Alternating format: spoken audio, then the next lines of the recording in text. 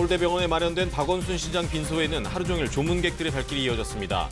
장례는 서울특별시 기관장으로 5일장으로 치러지며 서울시청 앞에 마련된 분향소에는 오늘 오전 11시부터 시민 조문이 가능합니다. 온라인상에서는 박 시장의 죽음을 둘러싼 추측성 의혹 제기가 이어지는가 하면 고소인의 신상을 추적하는 등 2차 가해 움직임도 나타나고 있습니다. 경찰은 엄중 조치하겠다고 밝혔습니다. 정부가 다주택자 종합부동산세 세율을 최고 6%로 높이고 양도세와 취득세도 올리기로 하는 등 다주택자에 대한 강력한 과세 정책을 발표했습니다. 미국에서 하루 사이 6만 3천여 명의 코로나19 신규 확진자가 나왔습니다. 캘리포니아와 플로리다 등 6개 주에서는 사망률까지 높아지고 있습니다. 오늘은 전국이 대체로 흐린 가운데 충청과 전북 내륙, 경상 서부 내륙에는 소나기가 오겠습니다. 여러분 안녕하십니까? 코로나19 KBS 통합뉴스룸 주말 뉴스 광장을 시작합니다. 박원순 시장의 빈소가 서울대 병원에 차려져 하루 종일 조문객들의 발길이 이어졌습니다. 유족들의 뜻에 따라서 가족과 지인 외에 일반 시민들의 조문은 받지 않기로 했습니다. 첫 소식 송구만 기자입니다. 박원순 시장의 빈소는 어제 서울대병원 장례식장 3층 1호실에 마련됐습니다. 오전 9시부터 민주당 인사들이 빈소를 찾았고 공식적인 조문은 정오부터 시작됐습니다. 문재인 대통령도 조화를 보내 애도의 뜻을 전했습니다. 오후 4시쯤 노영민 청와대 비서실장이 빈소를 찾아 유족에게 대통령의 메시지를 대신 전했습니다.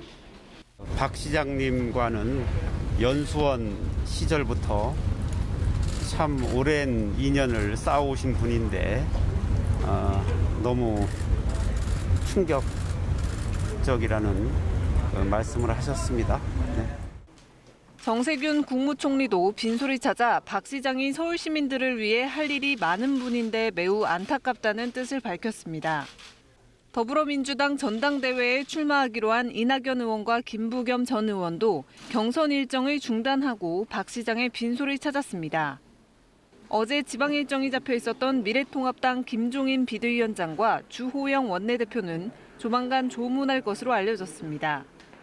유족 측은 일반인들의 조문은 받지 않고 가족과 지인의 조문만 받기로 했습니다. 오늘과 발인 전날인 내일 오전 10시부터 오후 10시까지 빈소가 운영됩니다. KBS 뉴스 송구만입니다. 고 박원순 시장 장례는 여러 논란 끝에 서울특별시 기관장으로 치러집니다. 5일장이고 또 시청 앞에 분향소도 마련돼서 잠시 뒤인 오전 11시부터는 일반 시민들의 조문도 가능해집니다. 홍석우 기자입니다. 고 박원순 시장의 분향소는 서울시청 앞 서울광장 쪽에 설치됐습니다. 시민 조문은 오늘 오전 11시부터 가능합니다. 중앙재난안전대책본부는 서울시에서 충분한 방역 조치와 거리 두기를 취하며 분향소가 운영될 걸로 생각한다고 밝혔습니다. 박 시장의 장례는 서울특별시 기관장으로 치러집니다. 5일장으로 치러지며 발인은 13일입니다. 박 시장은 화장 후 부모님 산소에 뿌려달라는 유언을 남겼습니다. 서울특별시 기관장은 처음 있는 일입니다. 이와 관련해 서울시는 정부 의전 편람에 명시된 장례 절차 지침을 참고해 결정했고 유족 측도 반대하지 않았다고 설명했습니다. 성추행 의혹으로 피소된 만큼 기관장 장례로 치르는 것에 반대한다는 청와대 국민청원에 20만 명 이상 동의한 가운데 서울시는 논의 과정을 일일이 설명해 드릴 수는 없다며 시장으로 9년간 재직한 점을 언급했습니다. 9년간 시장을 이끈 박 시장의 사망으로 서울시는 시장 권한대행 체제로 운영됩니다. 권한대행은 서정엽 행정 1부시장이 맡습니다. 삼가 고인의 명복을 빕니다. 갑작스러운 비보로 슬픔과 혼란에 빠지셨을 시민 여러분께도 깊은 위로의 말씀을 드립니다. 서울시정은 안전과 복지를 최우선으로 하는 박원순 시장의 시정 철학에 따라 중단 없이 굳건히 계속되어야 합니다. 내년 4월 보궐선거로 서울시장을 다시 선출할 때까지 권한대행 체제가 유지됩니다. KBS 뉴스 홍석우입니다. 시민운동가이자 인권 변호사였던 고 박 시장은 보궐선거에 당선된 뒤 9년 가까이 시장직을 맡아왔습니다. 서민 중심의 정책을 펼쳤다는 평가와 함께 아쉬운 부분도 있었는데요. 박원순 시장의 지나온 삶을 김용준 기자가 정리해봤습니다. 지난 1980년 6개월 만에 검사직을 그만둔 박원순 시장은 줄곧 인권 변호사로 활동했습니다. 1995년부터는 시민단체로 활동 무대를 넓히면서 참여연대 설립을 주도했습니다. 사법개혁과 소액주주운동을 펼쳤고 16대 총선을 앞둔 지난 2000년에는 부패 정치인 낙천운동을 선도했습니다. 이후 아름다운 재단을 설립해 기부 문화를 확산하는 등 사회적 영향력을 키운 박 시장은 지난 2011년 정계 첫 발을 화려하게 내디뎠습니다. 오세훈 서울시장의 사퇴로 치러진 보궐선거에서 당시 안철수 서울대 융합과학기술대학원장의 양보를 받아 무소속 시민 후보로 당선됐습니다. 서울 사람이 행복하다는 말은 시정의 좌표가 될 것입니다. 사람과 복지 중심의 시정이 구현될 것입니다. 오 전 시장의 남은 임기를 넘겨받은 박 시장은 시립대 반값 등록금을 실현하는 등 세세한 부분까지 챙겼고 시민단체 출신 인사들을 서울시에 전진 배치해 시정의 우선순위를 민생으로 바꿨습니다. 이를 바탕으로 2014년엔 정몽준 당시 새누리당 후보를 따돌리고 재선에 성공했습니다. 보여주기식 대규모 토목사업보단 시민들이 피부로 느낄 수 있는 정책을 선호했던 박 시장은 서울역 고가를 도심공원으로 바꾸고 오래된 공구거리를 시민문화공간으로 재탄생시키는 정책 등을 잇따라 내놨습니다. 산업유산을 활용해서 현대인들에게 맞게 하나의 보행공간으로 확보한다는 것, 또 녹색공간으로 전환시킨다는 것. 서울시장 3선에 성공한 박 시장은 다시 도시 재생에 집중했습니다. 또 공공자전거 따릉이나 청년수당 등의 정책은 전국으로 확대되는 효과도 나타났습니다. 하지만 지난 2016년 서울 지하철 구의역에서 안전문을 고치다 사망한 비정규직 노동자 김군 사고는 대표적인 과오였고 2018년에 발표한 여의도 용산 개발 마스터 플랜은 주변 집값이 폭등하자 정책을 한 달 만에 철회하기도 했습니다. 최근까지 공공임대주택 확대와 그린벨트 해제 반대 등 왕성한 활동을 펼친 박 시장은 2년 남은 임기를 못 채우고 직을 마감했습니다. KBS 뉴스 김용준입니다. 네, 지금 온라인상에는 고 박원순 시장과 관련해 확인되지 않은 사실들이 퍼지고 있습니다. 그런가 하면 박 시장을 경찰에 고소한 사람을 비난하는 목소리까지 나오고 있는데요. 이 유족과 고소인 모두 2차 피해를 입고 있는 건데 경찰이 엄중 조치하겠다고 경고했습니다. 이 내용은 박찬 기자입니다. 온라인상에 퍼진 박원순 서울시장에 대한 고소장이란 제목의 글입니다. 박 시장의 전 비서가 성추행을 당했다며 접수한 고소장이라는 겁니다. 징계 여부는 확인되지도 않았는데도 이 글은 SNS를 통해 급속도로 확산됐습니다. 이에 서울시 관계자와 유족 대리인 측은 유족에게 또 다른 고통을 주지 말아달라고 호소했습니다. 고인의 명예가 심각하게 훼손된 것은 물론 가족이나 가뜩이나 충격과 슬픔에 빠진 유족들이 더욱더 큰 고통을 겪고 있습니다. 부디 이런 무책임한 행위를 멈춰 주십시오.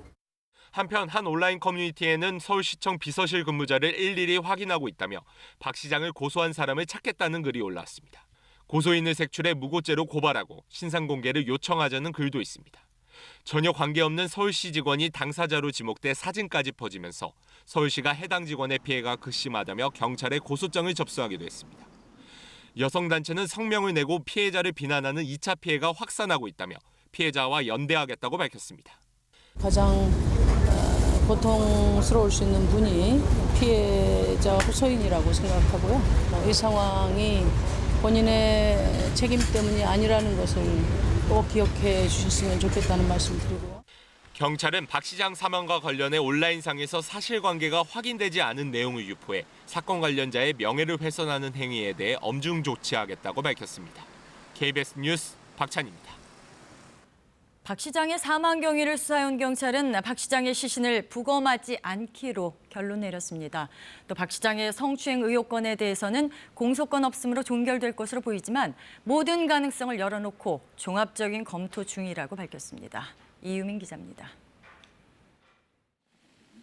어제 새벽 0시쯤 북악산 숙정문 인근에서 실종 7시간 만에 박원순 시장을 찾은 경찰은 당시 타살 혐의점을 발견하지 못했다고 말했습니다.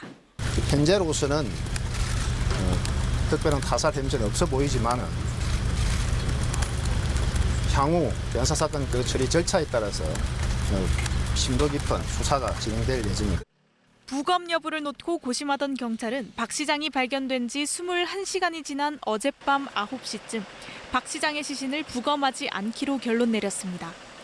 시청 관계자와 유족의 진술, 현장 상황과 유서 내용을 종합했을 때 타살 혐의점이 없다고 판단한 겁니다. 이에 따라 박 시장 시신은 가족에게 인계돼 통상적인 장례 절차를 밟게 됩니다. 한편 박 시장의 전직 비서 A씨가 접수한 성추행 의혹건은 박 시장이 사망하면서 공소권 없음으로 종결될 전망입니다. 다만 이 사건은 특수성이 있어 종합적으로 검토 중이라고 경찰은 밝혔습니다. 박 시장은 사망했지만 이 사건의 실체, 특히 제3자의 관련 여부까지 확인해야 한다는 여론을 의식한 걸로 풀이됩니다. 앞서 박 시장이 숨지기 하루 전인 8일, 전직 비서 A씨는 2017년부터 지속적인 성추행을 당했다는 취지로 박 시장을 고소했습니다. 경찰은 성추행 의혹, 즉 고소 내용과 관련해서는 어떠한 사실관계도 일절 확인해 줄 수 없다는 입장을 유지하고 있습니다. KBS 뉴스 이유민입니다. 6.25 전쟁 영웅으로 불리는 백선엽 예비역 대장이 어젯밤 11시쯤 향년 100세로 별세했습니다. 백 장군은 1920년 평남 강서 출생으로 일제강점기 때 만주군 소위로 임관해 6.25 전쟁 때 맹활약으로 한국인으로서는 첫 대장에 진급했으며 이후 주중한국제사와 교통부 장관 등을 지냈습니다. 백 장군은 일제 간도특설대에서 장교로 복무한 탓에 2009년 친일 반민족행위 명단에 올랐고 현충원 안장 여부도 논란이 됐습니다. 백 장군의 빈소는 서울 아산병원 장례식장으로 발인은 15일 오전 7시, 장지는 국립대전현충원입니다. 미국 내 코로나19 신규 확진자가 어제 하루 또 6만 3천 명이 나왔습니다. 캘리포니아 등 확진자 급증 지역에서는 사망률까지 높아지고 있습니다. 뉴욕 김철우 특파원입니다. 주차장이 아닙니다. 코로나19 검사를 받기 위해 사람들이 타고 온 차량들이 줄지어 대기하고 있는 겁니다. 새벽 1시에도 기다란 차량 행렬이 이어졌습니다. I don't have a choice. Because you don't have insurance. Correct. And I'm not going to get on the back of the line like I did last week. 엔진 과열로 차량이 전소됐고 수백 명은 결국 코로나 검사를 받지 못한 채 귀가했습니다. 미국 내 코로나19 재확산 상황의 심각성을 보여주는 단면입니다. 미국 내에서 어제 하루에만도 6만 3천여 명의 신규 확진자가 나왔습니다. New cases now 60,000. It'll be 70,000 by next week and rapidly approaching that 100,000 cases per day. 특히 코로나19 확진자가 급증하고 있는 캘리포니아와 플로리다 등 6개 주에선 사망률까지 증가세를 보였습니다. 그동안 확진자가 증가해도 사망자 수는 감소세를 보이자 트럼프 대통령과 그의 지지자들은 코로나 바이러스의 99%는 완전히 무해하다고 주장했습니다. 이에 대해 파우치 박사는 파이낸셜 타임스와의 인터뷰에서 분명히 그렇지 않다고 말했습니다. 보건 전문가들은 코로나19 신규 확진자 사례보다 사망자의 수치 변화는 몇 주 뒤쳐져 나올 수 있다며 사회적 거리두기와 방역 강화를 촉구했습니다. 뉴욕에서 KBS 뉴스 김철호입니다. 국내에도 코로나19 확산세가 이어지는 가운데 이번 주말 교회에서는 정규 예배를 제외한 모임이나 행사, 단체 식사 등이 모두가 금지됩니다. 또 최근에 지역 발생뿐만 아니라 해외 유입도 함께 늘자 정부가 해외 입국자 관리 강화에도 나섰습니다. 김지성 기자입니다. 어제 오후 6시부터 전국 교회를 대상으로 강화된 방역 조치가 시행됐습니다. 정규 예배를 제외한 각종 대면 모임 활동, 행사는 전면 금지됩니다. 교회 자체적으로 진행하는 수련회, 기도회는 물론이고 구역 예배, 성경 공부 모임, 성가대 연습 모임 등도 할 수 없습니다. 교회 내에서 음식을 제공하거나 여러 사람이 모여 단체로 식사하는 것도 금지됩니다. 또 각 교회에선 전자 출입 명부 시스템을 도입해 출입자를 체계적으로 관리해야 합니다. 방역 수칙을 제대로 지키지 않으면 300만 원 이하의 벌금을 내야 하고 위반 정도가 심하면 교회 운영 자체가 제한될 수 있습니다. 수도권과 대전, 광주를 중심으로 코로나19가 계속 확산하면서 신규 확진자가 45명 늘었습니다. 지역 발생은 22명, 해외 유입도 23명이나 됐습니다. 해외 유입 하루 평균 확진자는 5월에 6명, 6월에 11명이었지만 이달 들어 급증하기 시작해 지난 8일까지 하루 평균 20명으로 집계됐습니다. 이에 따라 정부는 해외 입국자 관리를 강화하기로 했습니다. 13일부터 방역 강화 대상 국가에서 입국하는 모든 외국인은 입국 시 출발을 기준으로 48시간 이내에 발급된 음성 확인서를 의무적으로 제출하도록 했습니다. 또 방역 강화 대상 국가에서 들어오는 정기 항공편의 좌석 점유율을 60% 이하로 운항하고 해당 국가로 출국하는 경우엔 재입국 허가를 제한하는 조치도 시행됐습니다. 전 세계적으로 코로나19 치료제, 백신 개발이 활발히 진행되고 있는 가운데 식약처는 현재 국내에서 치료제 10건, 백신 2건의 임상시험이 진행 중이라고 밝혔습니다. KBS 뉴스 김지선입니다. 주말인 오늘 장맛비는 잠시 쉬어갑니다. 구름 사이로 햇살이 비추면서 오늘 한낮에는 후텁지근하겠는데요. 서울이 30도, 광주 30도, 대구도 31도까지 오르면서 어제보다 2, 3도가량 기온이 높겠습니다. 강원 영동 지역은 동풍의 영향을 받으면서 오늘 낮까지 5에서 20mm 정도의 비가 조금 더 내리겠고요. 오후부터 밤 사이 기온이 오르면서 대기가 불안정해진 지역에서는 5에서 40mm 정도의 소나기가 지나겠습니다. 일요일인 내일부터는 다시 장마 전선의 영향을 받겠습니다. 제주도와 남부지방, 충청에 비가 내리겠고요. 다음 주 월요일과 화요일에는 전국에 비 소식이 들어있습니다.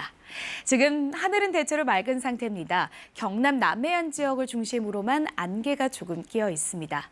오늘 구름 사이로 햇살이 비추겠고요. 일부 내륙 지역엔 소나기가 내린다는 점 염두에 두셔야겠습니다. 현재 기온 살펴보겠습니다. 어제 아침보다 기온이 조금 떨어져 있습니다. 서울과 대구, 전주의 기온이 22도 안팎 보이고 있고요. 한낮에는 서울이 30도, 강릉 23도, 청주와 대전 30도, 창원도 30도까지 오르겠습니다. 바다의 물결은 제주 해상에서 최고 3m, 동해상에서 최고 4m까지 거세게 일겠습니다. 날씨 정보 전해드렸습니다. 정부가 한 달 만에 또다시 고강도 부동산 대책을 내놨습니다. 핵심은 다주택자들에 대한 강력한 과세인데요. 집을 갖고 있을 때나 팔 때 또 추가로 살 때 내야 할 세금이 모두 큰 폭으로 오르게 됩니다. 자세한 내용 먼저 오현태 기자입니다. 이번 대책은 집 많이 가진 사람은 세금을 더 많이 내야 한다는 원칙을 세우는 데 초점을 맞췄습니다. 먼저 다주택자의 종부세 중과세율을 최고 6%까지 높이기로 했습니다. 3주택 이상 또는 조정 대상 지역 2주택자가 대상인데 현재 최고 세율보다 2배 가까이 높고 12.16 대책보다도 2%포인트나 올렸습니다. 약 20만 명의 다주택자가 주요 표적입니다. 거주하지 않으면서 다주택을 보유하는 사례는 적지만 이로 인하여 생겨나는 사회적 비용은 매우 큰 점을 고려하여 정부로서는 다주택 보유 부담을 가중하지 않을 수가 없었습니다. 매매 차익의 매기는 양도세도 다주택자는 세율을 더 높여 차익의 최고 72%를 내도록 하기로 했습니다. 다주택자가 되는 것도 어렵게 됩니다. 집을 살 때 내는 취득세를 지금은 4주택 이상만 더 내는데 앞으로는 두 번째 집을 살 때 집값의 8%, 세 번째 집을 살 때는 12%를 취득세로 내야 합니다. 단기 차익을 노린 투기성 매매를 막기 위한 양도세 인상 카드도 나왔습니다. 지금은 산지 1년 안 돼서 팔 때만 40%의 세율을 적용하는데 앞으로는 1년 안 돼서 팔면 차익의 70%, 2년 안 돼서 팔면 60%를 양도세로 내야 합니다. 단 다주택자와 단기 매매자들의 퇴로를 열어주기 위해 양도세 중과는 내년 5월 말까지 유예하기로 했습니다. 신탁회사를 이용한 세금 회피 꼼수를 막기 위해 세금은 무조건 집주인이 내도록 바꿉니다. 신탁회사에 집을 맡기면 회사가 세금을 내도록 돼 있어 다주택자들이 종부세 회피 수단으로 악용해왔다는 지적 때문입니다. 정부와 여당은 이런 내용을 담은 세법 개정안을 의원 입법으로 발의해 이달 안에 국회에서 통과시킬 계획입니다. 정부는 이번 대책으로 투기 목적으로 여러 채의 집을 갖는 건 괴로운 일이 될 거라는 메시지를 시장에 던졌습니다. KBS 뉴스 오현태입니다. 네, 앞서 보신 것처럼 이번 대책이 시행되면 다주택자들의 종합부동산세와 양도세 그리고 취득세 부담이 모두 커지게 될 텐데요. 실제로 얼마나 늘어나게 될지, 그래서 정말 집을 팔게 될지 박예원 기자가 따져봤습니다. 제가 서울 목동의 한 채, 수원의 한 채, 이렇게 두 채의 집을 가진 다주택자라고 가정해보죠. 조정지역 내의 집이 두 채니 종부세 인상 대상입니다. 두 채 합쳐 시가 20억 원이라면 올해 종부세는 약 560여만 원. 그런데 내년에는 1,500만 원 가까이로 껑충 뜁니다. 과표 구간별로 세율이 좀 다르긴 하지만 세율은 2배가 안 되게 높아지는데 세금은 3배 정도 오르는 거죠. 종부세 계산할 때 기준이 되는 공시가격이 오르고 공정시장 가액 비율도 올라 일종의 할인 혜택도 줄기 때문입니다. 그래서 집값의 합이 30억 원인 다주택자의 종부세는 1,400만 원에서 3,700만 원 정도로 50억 원이면 4,200만 원에서 1억 원가량으로 오르게 됩니다. 여기에 취득세까지 올라 3주택자가 10억 원가량 되는 집을 더 사려면 취득세로만 1억 2천만 원을 내야 합니다. 기존 다주택자들 집 내놓고 다주택자 될 생각도 하지 말라는 얘기입니다. 다만 양도세가 변수입니다. 다주택자 양도세 중과세율도 높여서 차익의 최대 72%를 내게 하는 대신 1년 동안 유예 기간을 주기로 했죠. 그 전에 팔라는 건데 이미 올려놓은 중과세율은 그대로 적용됩니다. 이대로만 계산해도 집값이 6에서 7억 원 정도 올랐다면 다주택자는 3억 원 정도를 양도세로 내야 합니다. 3억 원을 양도세로 내느니 종부세 올라도 버텨보자. 언젠가 양도세 내려주겠지 기대할 수 있겠죠. 그래서 일부 전문가들은 생각보다 매물이 덜 나올 수도 있다고 예상하기도 합니다. 물론 이미 한 차례 유예 기간을 줬는데도 버틴 다주택자들에게 양도세를 깎아주는 건 특혜라는 반론도 상당히 많죠. 결국 정부가 원하는 효과를 얻으려면 정책의 일관성, 그러니까 다주택자에 대한 과세는 집값과 상관없이 일관되게 유지한다는 의지가 시장에 전달되는 게 중요합니다. KBS 뉴스 박예원입니다. 이번 대책에선 논란이 많았던 등록 임대주택 사업자 혜택도 크게 줄이기로 했습니다. 그동안 다주택자들에게 세금 회피 수단이 됐다 이런 비판이 많았기 때문인데요. 특히 4년짜리 등록 임대와 8년짜리 아파트 매입 임대는 아예 없애기로 했습니다. 천여종 기자입니다. 현재 등록임대 사업자가 보유한 주택 수는 160만 채 정도입니다. 양도세 비과세와 종부세 합산 배제 같은 혜택이 있어 일부 다주택자들의 집 늘리기와 종부세 회피에 악용됐다는 지적을 받아왔습니다. 정부가 결국 4년 단기 임대는 신규 등록을 받지 않기로 했습니다. 또 아파트 투기 수단으로 변질됐다는 비판을 받아온 8년 아파트 임대도 폐지됩니다. 다만 8년 장기 임대 사업자가 갖고 있는 다세대 빌라 등은 10년 장기 임대로 전환할 수 있습니다. 임대 사업자 관리도 더 깐깐해져 의무사항을 지켰는지를 매년 점검해 위반 시 과태료를 부과하거나 세제 혜택을 환수하기로 했습니다. 임대 사업자들은 자신들을 투기 세력으로 몰아붙이는 정책이라며 강하게 반발하고 있습니다. 임대 사업자 안에서도 다양한 형태가 있기 때문에 동일하게 무리한 정책을 이렇게 펼치는 거에 대해서는 당황을 금치 못하고 있습니다. 정부는 전월세 상한제와 계약 갱신 청구권이 담긴 임대차 3법 추진으로 세입자 불안을 해결할 수 있다며 계획대로 추진하겠다는 입장입니다. 특히 직전 계약 때보다 5% 넘게 임대료를 올리지 못하도록 한 전월세 상한제는 소급 적용하기로 했습니다. 갱신 계약에도 똑같이 이 계약갱신 청구권이 도입된다고 한다라면 지금 살고 계시는 임차인들의 그 주거 안정의 문제는 상당 부분 해소될 수 있지 않을까. 하지만 임대차 3법 시행 전까지 기존 임대주택 세입자들이 계약 갱신 거절 등 피해를 볼 수 있다는 우려도 나오고 있습니다. KBS 뉴스 천유정입니다. 이번에 나온 부동산 대책에는 실수요자들의 내 집 마련 기회를 넓히기 위한 대책도 함께 담겨 있습니다. 특히 상대적 박탈감을 느껴왔던 무주택자를 대상으로 한 지원이 중심이 되고 있는데요. 임종빈 기자가 그 내용을 자세히 전해드리겠습니다.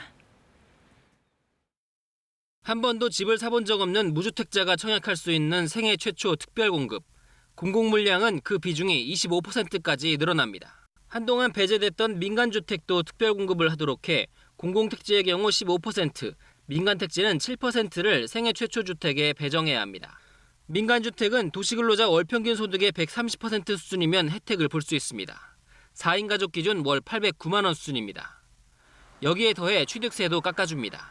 실거래가 1억 5천만 원까지는 전액을, 1억 5천만 원 초과 3억 원까지는 절반을 깎아줍니다. 취득세율을 감안하면 최대 200만 원 정도 혜택을 보는 셈입니다. 실수요자를 위한 주택담보대출 우대 대상도 확대됩니다. 규제 지역에서 대출 한도인 LTV와 DTI를 10%포인트 우대받을 수 있는 소득 기준을 연소득 8천만 원까지로 올렸습니다. 6.17 대책 이전 아파트 분양자들을 위한 대출 규제 예외 지침도 확정됐습니다. 입주자 모집 공고 뒤에 새로 규제 지역에 포함된 경우 무주택자 등은 잔금 대출에 한해 이전과 같이 집값의 70%를 대출받을 수 있습니다. 무주택자들의 불안감을 낮출 수 있도록 공공주택 사전 청약 물량도 확대합니다. 이미 예정된 3기 신도시 9천 가구는 물론 다른 공공택지에도 이를 적용해 내년 사전 청약 물량을 3만 가구까지 늘릴 계획입니다. 30대의 경우 다주택자보다는 내 집 마련과 관련된 문호가 커질 것으로 예상되고 있기 때문에 서민 실수요자들의 부담을 낮춰주는 대책이었다고 보여집니다. 청년층을 위해서는 만 34세 이하 버팀목 전세대출금리와 청년 전용 월세대출금리를 더 낮추고 한도도 늘리기로 했습니다.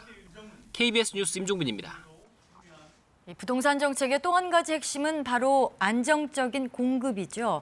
정부가 주택 공급을 획기적으로 늘리겠다며 경제부총리를 단장으로 한 TF까지 구성하기로 했는데 어디에 얼마나 공급을 늘릴 수 있을까요? 계속해서 김수영 기자가 보도합니다. 현재 남양주 왕숙과 하남 교산 등 5개 3기 신도시에 계획된 공급 물량은 30만 가구입니다. 추가 신도시 발표 전망도 있었지만 정부는 3기 신도시 용적률 확대, 즉 건물을 더 높게 짓는 쪽으로 방향을 잡았습니다. 현재 최대 220%로 돼 있는 용적률을 높여 3기 신도시 공급 물량을 늘리겠다는 겁니다. 여기에 서울 도심에 신규 택지도 발굴하기로 했습니다. 과거 개화 차량 기지 등 유휴 철도 부지 37곳, 8,000호에 이르는 빈 사무실과 상가가 대안으로 검토된 적이 있습니다. 구체적인 추가 공급 확대 방안 마련을 위해 홍남기 경제부총리를 중심으로 한 범정부 태스크포스도 가동됩니다. 주택 공급 문제는 당장 되는 것은 아닙니다. 그러나 속도 내겠습니다.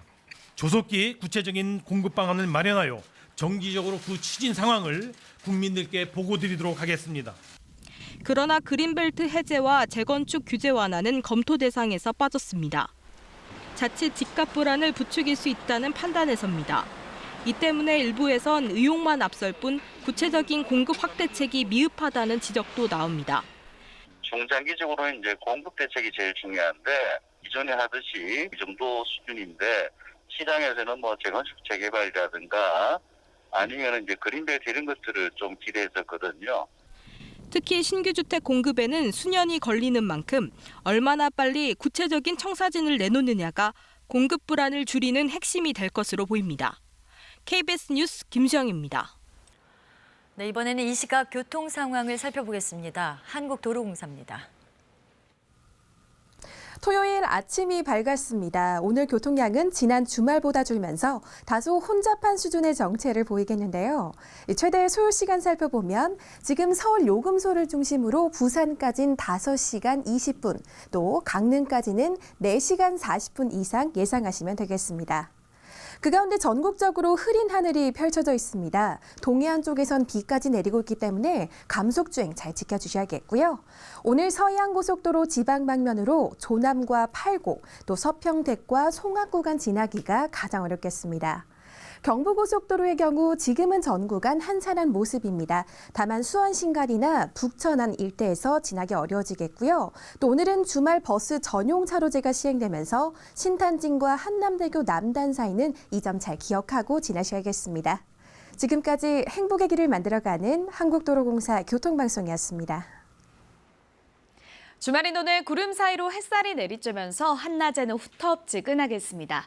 서울의 낮 기온 30도, 광주도 30도 예상되고요. 대구 31도로 어제보다 2, 3도가량 기온이 높겠습니다. 강원 영동 지역은 동풍의 영향을 받으면서 오늘 낮까지 5에서 20mm 정도의 비가 내리다 그치겠고 오후부터 밤 사이 대기가 불안정해지는 충청과 전북, 영남 서부 내륙 지역에는 5에서 40mm 정도의 소나기가 지나겠습니다. 일요일인 내일부터는 다시 장마 전선의 영향을 받겠습니다. 내일은 제주도와 남부, 충청에 비가 내리겠고요. 다음 주 월요일과 화요일에는 전국에 비 소식이 들어 있습니다. 지금 하늘은 대체로 맑은데요. 경남 해안 지역을 중심으로 안개가 조금 끼어 있습니다. 오늘은 대체로 맑은 날씨가 예상되고 오후부터 밤 사이 소나기만 주의하시면 되겠습니다. 현재 기온 살펴보겠습니다. 어제 아침보다 기온이 조금 떨어진 모습입니다. 서울이 22.2도, 부산 21.1도에 머물러 있는데요. 한낮에는 서울 30도, 대전과 광주 30도, 대구 31도 예상되고 동풍이 불어드는 동해안 지역은 강릉이 23도, 포항은 26도에 머물면서 비교적 선선하겠습니다. 바다의 물결은 제주 해상에서 최고 3m, 동해상에서는 최고 4m까지 거세게 일겠습니다. 다음 주 화요일에 비가 그치고 나면 수요일과 목요일, 금요일에는 대체로 맑은 하늘이 드러나겠고요. 금요일부터는 다시 장맛비가 내리겠습니다. 날씨 정보 전해드렸습니다. 박원순 시장의 빈소가 마련된 서울대병원엔 어제 하루 종일 조문객들의 발길이 이어졌습니다. 유족들의 뜻에 따라서 가족과 지인 외에 일반 시민들의 조문은 받지 않기로 했습니다. 송금환 기자입니다. 박원순 시장의 빈소는 어제 서울대병원 장례식장 3층 1호실에 마련됐습니다. 오전 9시부터 민주당 인사들이 빈소를 찾았고 공식적인 조문은 정오부터 시작됐습니다. 문재인 대통령도 조화를 보내 애도의 뜻을 전했습니다. 오후 4시쯤 노영민 청와대 비서실장이 빈소를 찾아 유족에게 대통령의 메시지를 대신 전했습니다. 박 시장님과는 연수원 시절부터 참 오랜 인연을 쌓아오신 분인데 너무 충격적이라는 말씀을 하셨습니다. 네. 정세균 국무총리도 빈소를 찾아 박 시장이 서울 시민들을 위해 할 일이 많은 분인데 매우 안타깝다는 뜻을 밝혔습니다. 더불어민주당 전당대회에 출마하기로 한 이낙연 의원과 김부겸 전 의원도 경선 일정을 중단하고 박 시장의 빈소를 찾았습니다. 어제 지방 일정이 잡혀 있었던 미래통합당 김종인 비대위원장과 주호영 원내대표는 조만간 조문할 것으로 알려졌습니다. 유족 측은 일반인들의 조문은 받지 않고 가족과 지인의 조문만 받기로 했습니다. 오늘과 발인 전날인 내일 오전 10시부터 오후 10시까지 빈소가 운영됩니다. KBS 뉴스 송금환입니다. 고 박원순 시장의 장례는 논란 끝에 5일장인 서울특별시 기관장으로 치러지게 됐습니다. 잠시 뒤 오전 11시부터는 시청 앞에 분향소도 마련돼서 일반 시민들의 조문도 가능해지는데요. 서울시는 내년 4월 재보선 때까지 일단 권한대행 체제를 유지하기로 했습니다. 홍서구 기자입니다. 고 박원순 시장의 분향소는 서울시청 앞 서울광장 쪽에 설치됐습니다. 시민 조문은 오늘 오전 11시부터 가능합니다. 중앙재난안전대책본부는 서울시에서 충분한 방역 조치와 거리 두기를 취하며 분향소가 운영될 걸로 생각한다고 밝혔습니다.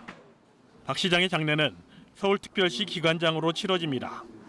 5일장으로 치러지며 발인은 13일입니다. 박 시장은 화장 후 부모님 산소에 뿌려달라는 유언을 남겼습니다.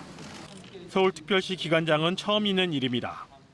이와 관련해 서울시는 정부 의전 편람에 명시된 장례 절차 지침을 참고해 결정했고 유족 측도 반대하지 않았다고 설명했습니다. 성추행 의혹으로 피소된 만큼 기관장 장례로 치르는 것에 반대한다는 청와대 국민청원에 서울시는 논의 과정을 일일이 설명해 드릴 수는 없다며 시장으로 9년간 재직한 점을 언급했습니다. 9년간 시정을 이끈 박 시장의 사망으로 서울시는 시장 권한대행 체제로 운영됩니다. 권한대행은 서정엽 행정 1부시장이 맡습니다. 삼가 고인의 명복을 빕니다. 갑작스러운 비보로 슬픔과 혼란에 빠지셨을 시민 여러분께도 깊은 위로의 말씀을 드립니다. 서울시정은 안전과 복지를 최우선으로 하는 박원순 시장의 시정 철학에 따라 중단 없이 굳건히 계속되어야 합니다. 내년 4월 보궐선거로 서울시장을 다시 선출할 때까지 권한대행 체제가 유지됩니다.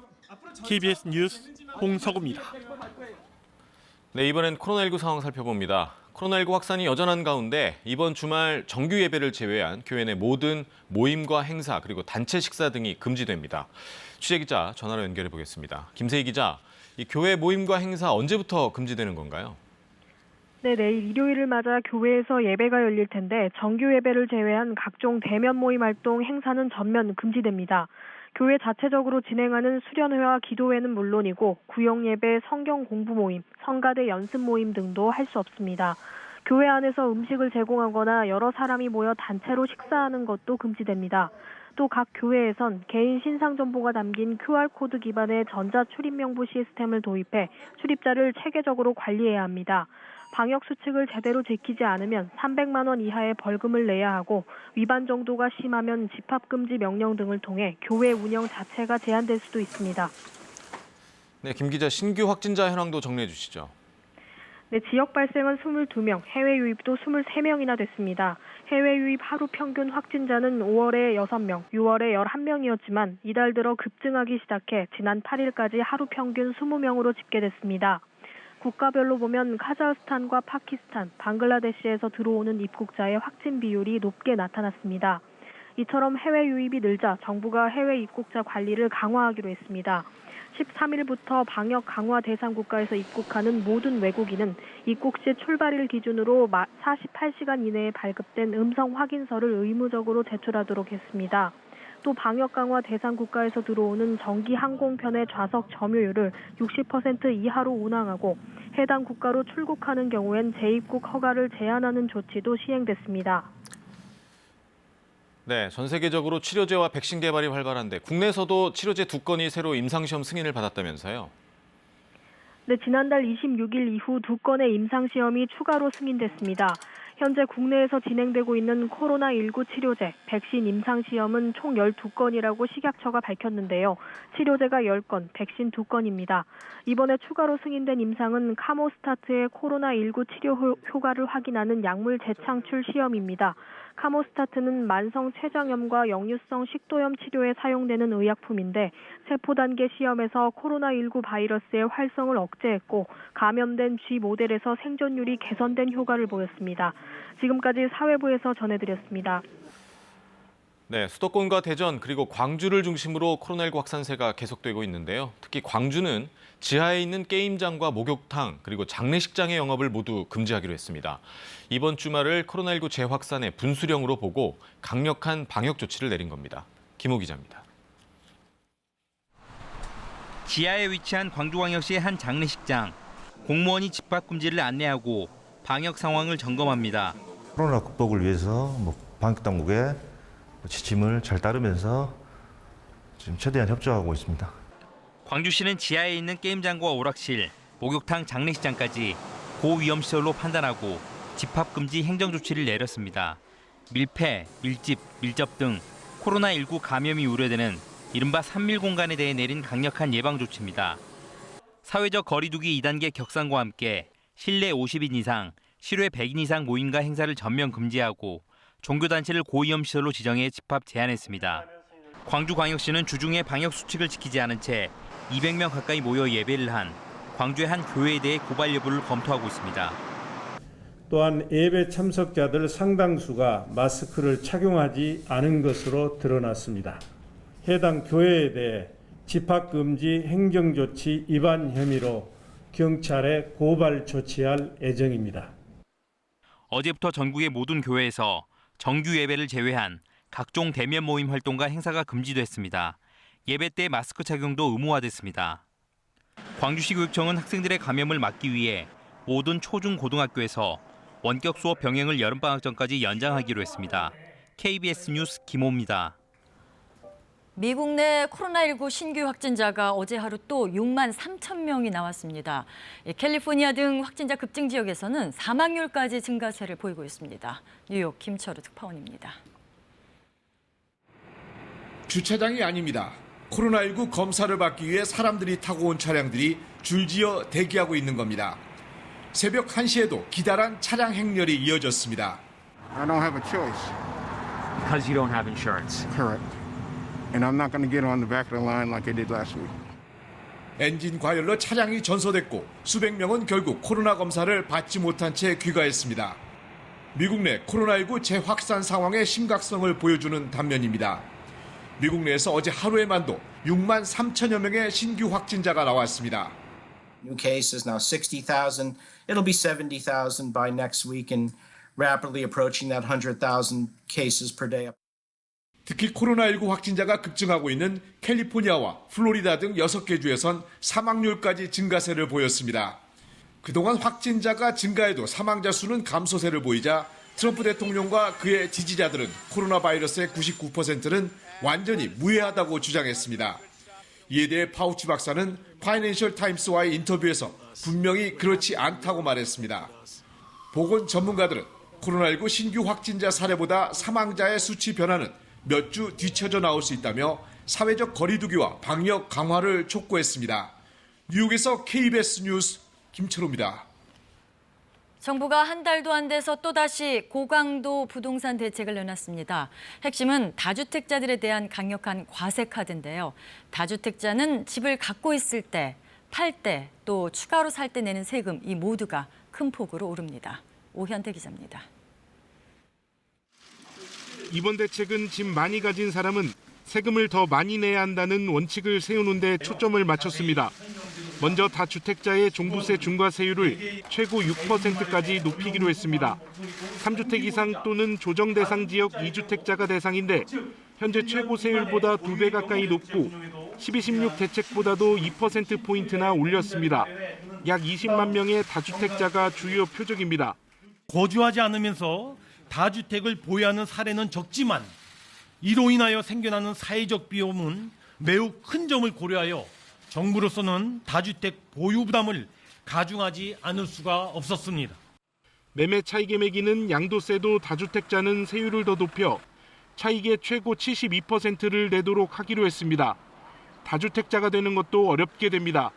집을 살 때 내는 취득세를 지금은 4주택 이상만 더 내는데 앞으로는 두 번째 집을 살 때 집값의 8%, 세 번째 집을 살 때는 12%를 취득세로 내야 합니다. 단기 차익을 노린 투기성 매매를 막기 위한 양도세 인상 카드도 나왔습니다. 지금은 산지 1년 안 돼서 팔 때만 40%의 세율을 적용하는데 앞으로는 1년 안 돼서 팔면 차익의 70%, 2년 안 돼서 팔면 60%를 양도세로 내야 합니다. 단 다주택자와 단기 매매자들의 퇴로를 열어주기 위해 양도세 중과는 내년 5월 말까지 유예하기로 했습니다. 신탁회사를 이용한 세금 회피 꼼수를 막기 위해 세금은 무조건 집주인이 내도록 바꿉니다. 신탁회사에 집을 맡기면 회사가 세금을 내도록 돼 있어 다주택자들이 종부세 회피 수단으로 악용해왔다는 지적 때문입니다. 정부와 여당은 이런 내용을 담은 세법 개정안을 의원 입법으로 발의해 이달 안에 국회에서 통과시킬 계획입니다. 정부는 이번 대책으로 투기 목적으로 여러 채의 집을 갖는 건 괴로운 일이 될 거라는 메시지를 시장에 던졌습니다. KBS 뉴스 오현태입니다. 서울시장 자리에 공백이 생김으로 인해서 서울시의 역점 사업에도 차질이 불가피해 보입니다. 당장 다음 주에 서울시가 내려던 부동산 종합 대책 발표가 보류됐습니다. 구경아 기자입니다. 박원순 시장은 사망하기 전날 이해찬 민주당 대표에게 면담을 요청해 만났습니다. 주제는 부동산 대책이었습니다. 서울시 고위 관계자는 그제 아침까지도 박 시장이 그린벨트를 해제하거나 재개발 재건축 규제를 완화하지 않으면서도 대통령이 강조한 공급 확대 대책을 마련할 것을 지시했다면서 다음 주 발표할 것이라고 전했습니다. 하지만 박 시장의 사망으로 다음 주 서울시의 부동산 종합대책 발표는 보류됐습니다. 시장 권한대행은 서울시의 시정을 추진함에 있어서 달라진 것은 아무것도 없다라고 강조했지만 서울시정은 안전과 복지를 최우선으로 하는 박원순 시장의 시정 철학에 따라 중단 없이 굳건히 계속되어야 합니다. 현안인 그린벨트나 부동산 대책은 언급하지 않았습니다. 정부와 여당이 공급 확대를 명분으로 해제를 압박하고 있는 그린벨트가 가장 먼저 영향을 받을 것으로 전망됩니다. 서울의 그린벨트가 희생양이 될 가능성이 굉장히 높고요. 서울의 그린 인프라를 어떻게 유지할 수 있을까 이런 것들이 굉장히 염려되는 부분입니다. 서울 시내 전체 주택 380만 호의 10% 이상을 공공임대주택으로 확보해 부동산 가격을 낮춰보려던 정책도 좌초위기에 빠졌습니다. 사업성을 낮춰 재건축을 억제해온 아파트 35층 제한 규제도 해제 쪽으로 기울어질 가능성이 높습니다. 광화문 광장 재구조와 송현동 대한항공부지 공원 조성 같은 대규모 재정 사업은 물론 전 국민 고용보험 시범 실시 같은 박 시장의 역점 사업도 추진력을 잃게 됐습니다. KBS 뉴스 구경합니다. 11월 대선을 앞두고 트럼프 대통령과 바이든 민주당 후보의 신경전이 갈수록 뜨거워지고 있습니다. 트럼프 대통령은 바이든을 향해 급진 좌파에 세뇌당했다 이렇게 비난했고 바이든 후보는 트럼프 정책 상당 부분을 재검토하겠다며 맞불을 놨습니다. 워싱턴에서 서지영 특파원입니다. 트럼프 대통령이 바이든 민주당 후보에 대해 꺼내든 공격 카드는 이번엔 색깔론이었습니다. 바이든 후보가 급진 좌파에 세뇌당했다고 비판했습니다. I think they brainwashed him. They brainwashed him. He doesn't know where he is. He doesn't know what he's doing. 전날 바이든 후보가 경선 경쟁자였던 진보 성향의 버니 샌더스 상원의원과 손을 잡은 것을 겨냥한 겁니다. 바이든과 샌더스는 민주당 전당대회를 앞두고 사법, 경제, 교육 등 6개 분야에서 110쪽 분량의 정책 권고안을 공개했습니다. 하지만 트럼프 대통령은 정책 권고안에 대한 구체적 비판 대신 급진 좌파가 정권을 잡으면 경찰이 해체되고 증시가 폭락할 것이라고 주장했습니다. 바이든 후보가 내놓은 미 제조업과 첨단 기술 기업 지원책은 자신의 정책을 베낀 것이라고 폄하했습니다. If he likes plagiarizing, it's a plan that is very radical left, but he said the right things because he's copying what I've done. But the difference is he can't do it, and he knows he's not doing that. 자신의 정책을 표절했다면서 급진 좌파적이라고 비난한 논리적 모순에 대해선 별도의 설명은 없었습니다. 바이든 후보도 반격에 나섰습니다. 바이든 측은 주동 미군 감축을 포함해 트럼프 대통령이 내렸던 모든 결정을 재검토할 것을 밝혔다고 외신들이 전했습니다. 미 대선까지는 110여일. 대선 결과에 따라 미국의 대내외 정책의 향배가 크게 갈릴 것으로 보입니다. 워싱턴에서 KBS 뉴스 서지영입니다. 중앙아시아의 카자흐스탄에서 원인 불명의 폐렴이 확산하고 있다고 중국 당국이 경고했습니다. 특히 코로나19보다 치명률이 높은 걸로 알려져 주변국들을 긴장시키고 있는데요. 정작 카자흐스탄 정부는 사실이 아니라고 부인하고 있습니다. 베이징에서 최영은 특파원입니다. 카자흐스탄 주재 중국 대사관이 원인을 알 수 없는 폐렴이 카자흐스탄에 확산하고 있다며 현지 자국민들에게 경계령을 내렸습니다. 대사관 측은 현지 언론을 인용해 폐렴의 치사율이 코로나19보다 훨씬 높아 올 상반기에 1,700명 넘게 숨졌다고 밝혔습니다. 특히 지난달에만 중국인을 포함해 620여 명이 사망했다고 전했습니다. 카자흐스탄 당국이 연구 중이지만 아직 원인을 찾지 못했다며 중국인들에게 감염되지 않도록 당부했습니다. 중국 관영 CCTV는 현지 매체와 인터뷰한 카자흐스탄의 한 면역학 전문가를 인용해 폐렴 환자들에게서 코로나19 바이러스가 검출되지 않았다고 보도했습니다. 하지만 폐렴의 원인은 코로나 바이러스일 확률이 99.999%라고 밝혔는데 새로운 코로나 바이러스가 원인일 수도 있다는 해석이 나옵니다. 이 같은 소식이 확산하면서 카자흐스탄과 국경을 접한 중국 본토는 더욱 긴장했습니다. 中方也希望了解更多的信息，携手抗击疫情，维护两国公共卫生安全。 하지만 카자흐스탄 정부는 중국 대사관을 인용한 일부 중국 매체 보도가 가짜뉴스라고 반박했습니다. 코로나19 증상을 보이지만 진단검사를 통해 확진 판정을 받지 않은 폐렴 환자들을 따로 분류한 것으로 이는 다른 나라도 마찬가지라고 주장했습니다. 보건체계가 열악한 카자흐스탄에는 코로나19에 감염됐어도 실제 검사를 못 받고 숨지는 환자가 많은 것으로 전해지고 있습니다. 베이징에서 KBS 뉴스 최영은입니다.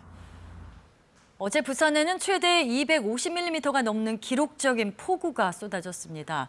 이번 집중호우로 도심 하천이 범람하고 산사태와 침수 등 피해가 속출했습니다. 강예슬 기자입니다. 부산 도심을 가로지르는 동천 일대가 물바다로 변했습니다. 주차된 차 모두 물에 잠겼습니다. 어린 허리 높이까지 물이 차올라 옴짝달싹 못합니다. 시간당 68mm의 굵은 장대비가 쏟아진 어제 낮, 부산 동천이 범람했습니다. 차 여대는 게 저기까지 내려갔다니까. 비가 너무 많이 오가지고 막 이로 다 물이 막 저로 안 내려가고 이로 다 넘친다니까. 지하상가뿐 아니라 주변 공장과 식당, 복지관 등 일대 50여 곳이 침수 피해를 봤습니다. 물 자체가 범람해서 속을 전부 다 버렸어요. 보시면 아시겠지만 이거 새로 다 만든 물건이거든요. 왜 아예 못 쓰는 거 집중호우에다 만조 시간까지 겹쳐 피해가 더 컸습니다. 산 정상에서 순식간에 토사가 쏟아져 내려옵니다. 부산의 한 관광버스 차고지 뒤편 야산에서 산사태가 발생해 주차돼 있던 버스 8대가 파손됐습니다. 공원 인근에선 도로 옆 야산이 무너져 내려 토사가 2차선 도로를 통째로 막았습니다. 무릎까지 물이 차오른 도심 곳곳은 차가 오도 가도 못할 정도로 마비됐습니다. 시내 하천 교량 10여 곳도 물에 잠기면서 한때 차량이 통제되기도 했습니다. 경남 거제에선 빌라 주차장을 바치고 있던 약 7m 높이의 옹벽이 무너졌습니다. 또 창원 도심 곳곳에서 신호등이 누전으로 고장나 차량 정체가 빚어졌습니다. 최대 250mm가 넘는 기록적인 폭우로 부산에서만 지금까지 190여 건이 넘는 피해 사례가 신고됐습니다. KBS 뉴스 강예슬입니다. 어제 새벽 전남 고흥군의 윤호 21병원에서 불이 나 지금까지 3명이 숨지고 27명이 다쳤습니다. 피해자 대부분이 고령의 입원 환자들이어서 탈출이 쉽지 않았고 스프링클러도 없어서 피해가 더 컸습니다. 양창희 기자입니다. 병원 건물에서 하얀 연기가 뿜어져 나옵니다. 소방대원들은 사다리 차로 힘겹게 구조 활동을 벌입니다. 환자 69명을 포함해 89명이 있던 전남 고흥군의 윤호 21병원에서 불이 난 건 모두 잠이 든 새벽 시간입니다. 연기가 옥상에서 많이 나가지고 사람들이 살려달라고 계속 소리가 들리더라고요. 이 불로 70대 여성 환자 2명과 80대 여성 환자 1명이 숨졌습니다. 다친 사람도 27명에 이릅니다. 불이 났을 당시 환자들은 주로 병동이 있는 3층과 5층, 6층에 머무르고 있었는데 아래쪽에서 올라온 연기가 병원 전체에 가득 차면서 속수무책으로 연기를 마셨던 것으로 보입니다. 초기 진화에 결정적 역할을 해야 할 스프링클러는 없었습니다. 그 당시에는 우리 소방법상에 스프링클러 설치 의무 대상이 아니었습니다. 이전에 설치된 의료시설에 대해서는 소급 설치할 수 있게끔 3년간의 유예기간을 두었습니다. 그나마 피해를 줄일 수 있었던 건 병원 환자와 시민들 덕분입니다. 이번 환자는 부상을 무릅쓰고 유리창을 부숴 질식을 막았고 또 통유리 그거를 통째로 깨버렸어요. 거기서 찬바람이 들어오고 이제 거기서 여러 사람들 이제 고개 내밀고 자진해 사다리차를 끌고 와 6명을 구한 이들도 있었습니다. 어디 기관에서 전화 받은 건 아니고 아는 동생이 전화가 와가지고 사람부터 살리자 해서 우선 급하니까 그럼. 경찰은 1층 진료실 천장에서 불꽃이 튀며 화재가 시작된 것으로 보고 있습니다. KBS 뉴스 양창희입니다. 충남 태안군이 해수욕장 안전요원을 선발하면서 수영 실력이 없는 수십 명을 엉터리로 채용했다는 소식 전해드린 바 있습니다. 그런데 지난 2일 밤에는 태안 만리포 해수욕장에서 50대 여성이 바다에 빠져 숨졌는데 사고 당시에 해수욕장을 지켜야 하는 안전요원이 전혀 없었던 것으로 드러났습니다. 백상현 기자입니다. 충남 태안의 만리포 해수욕장, 안전요원들이 근무하는 막루입니다. 아직 해가 지지 않은 이른 저녁이지만 텅 비었습니다. 오전 10시부터 저녁 7시까지의 해수욕장 개장 시간이 끝나자 안전요원이 퇴근한 겁니다. 밤사이 사고 예방 활동이 사실상 공백 상태가 됐습니다. 명백한 규정 위반입니다. 해양경찰청이 행정규칙으로 고시한 해수욕장 안전관리 지침에는 관할 자치단체가 개장 시간 뒤에도 안전요원을 배치하게 돼 있습니다. 그러나 태안군은 관내 해수욕장 28곳 어디에도 야간 안전요원을 배치하지 않고 있습니다. 태안군은 안전요원 인력이 부족하다고 해명합니다. 번영야하고 해경 자율범대가 야간에 입역한다든가 안전사고 예방을 위해서 이렇게 순찰을 하고 있습니다. 야간에 물놀이 사고가 발생할 경우 제대로 대처할 수 있을까? 지난 2일 밤 8시쯤 이 해수욕장에서 50대 여성이 바다에 빠져 숨졌는데 관광객이 신고하기 전까지 아무도 사고 사실을 몰랐습니다. 해경과 119가 뒤늦게 도착했지만 이미 늦은 상태였습니다. 외적인 시간이 되나요? 그렇죠. 만약에 저희도 근무 시간 내에 했었으면은 저희도 조치를 아무래도 하고 있으니까 조치를 취하고 했을 건데. 태안과는 대조적으로 서해안 최대의 대천 해수욕장을 관리하는 보령시는 야간 안전요원을 따로 뽑아 운영하고 있습니다. KBS 뉴스 백상현입니다. 지난해 KBS의 보도로 드러난 태백 강원관광대 사회복지사 자격증 허위 취득 의혹에 대해서 경찰이 수사를 마무리했습니다. 가짜 실습 확인서 발급에 관여한 교수와 학생 등 161명이 기소 의견으로 검찰에 송치됐습니다. 박상희 기자가 취재했습니다. 지난해 KBS는 태백 강원관광대 일부 학생들이 현장 실습 없이 사회복지시설에서 가짜 실습 확인서를 받아 사회복지사 자격증을 취득했다는 의혹을 제기했습니다.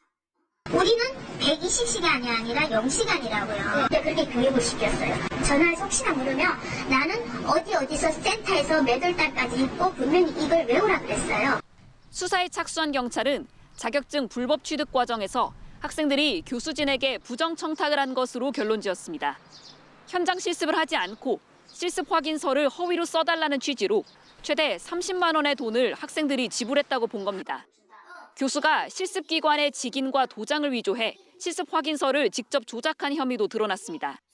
경찰은 위계에 의한 공무집행방해죄와 배임증죄와 배임수재, 사문서 위조 등의 혐의를 적용해 학생과 교수, 사회복지시설 기관장까지 모두 161명을 기소 의견으로 검찰에 넘겼습니다. 한국사회복지사협회는 이번 사건을 계기로 문제가 된 사회복지사 2급 자격도 1급 자격증처럼 국가시험을 통해 부여하도록 관련 법 개정에 나섰습니다. 지금까지 사회복지사 자격증을 교과목 이수만으로 취득하게 되는 제도가 실제로 전문성이 너무 낮다는 문제점 때문에 국가시험제를 더 강화하는 그런 법안을 한국사회복지사협회는 자격증 취득 요건을 강화하지 않으면 불법 취득 사례가 되풀이될 것이라며 관련 법 개정에 국회가 적극적으로 나설 것을 촉구했습니다. KBS 뉴스 박상희입니다.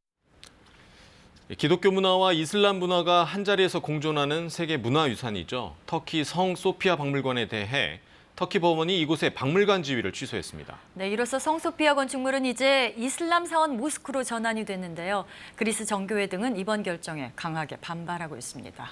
박석호 특파원입니다. 아시아와 유럽이 만나는 터키 이스탄불 보스포러스 해협. 이곳에 세워진 성 소피아 박물관은 터키 최고의 관광 명소이자 유네스코 세계유산입니다. 6세기에 성당으로 지어졌다가 15세기에 이슬람 모스크로 바뀐 이 건축물은 1934년 종교 중립적인 박물관으로 지정됐습니다. 그런데 터키 법원이 어제 성 소피아의 박물관 지위를 취소했습니다. 이어 에르도안 터키 대통령이 행정명령에 서명해 성 소피아 건축물은 이슬람 모스크로 전환됐습니다. 지역 주민들의 반응은 엇갈립니다. Hasretle ve yıllardır bekliyoruz burada namaz kılmak için.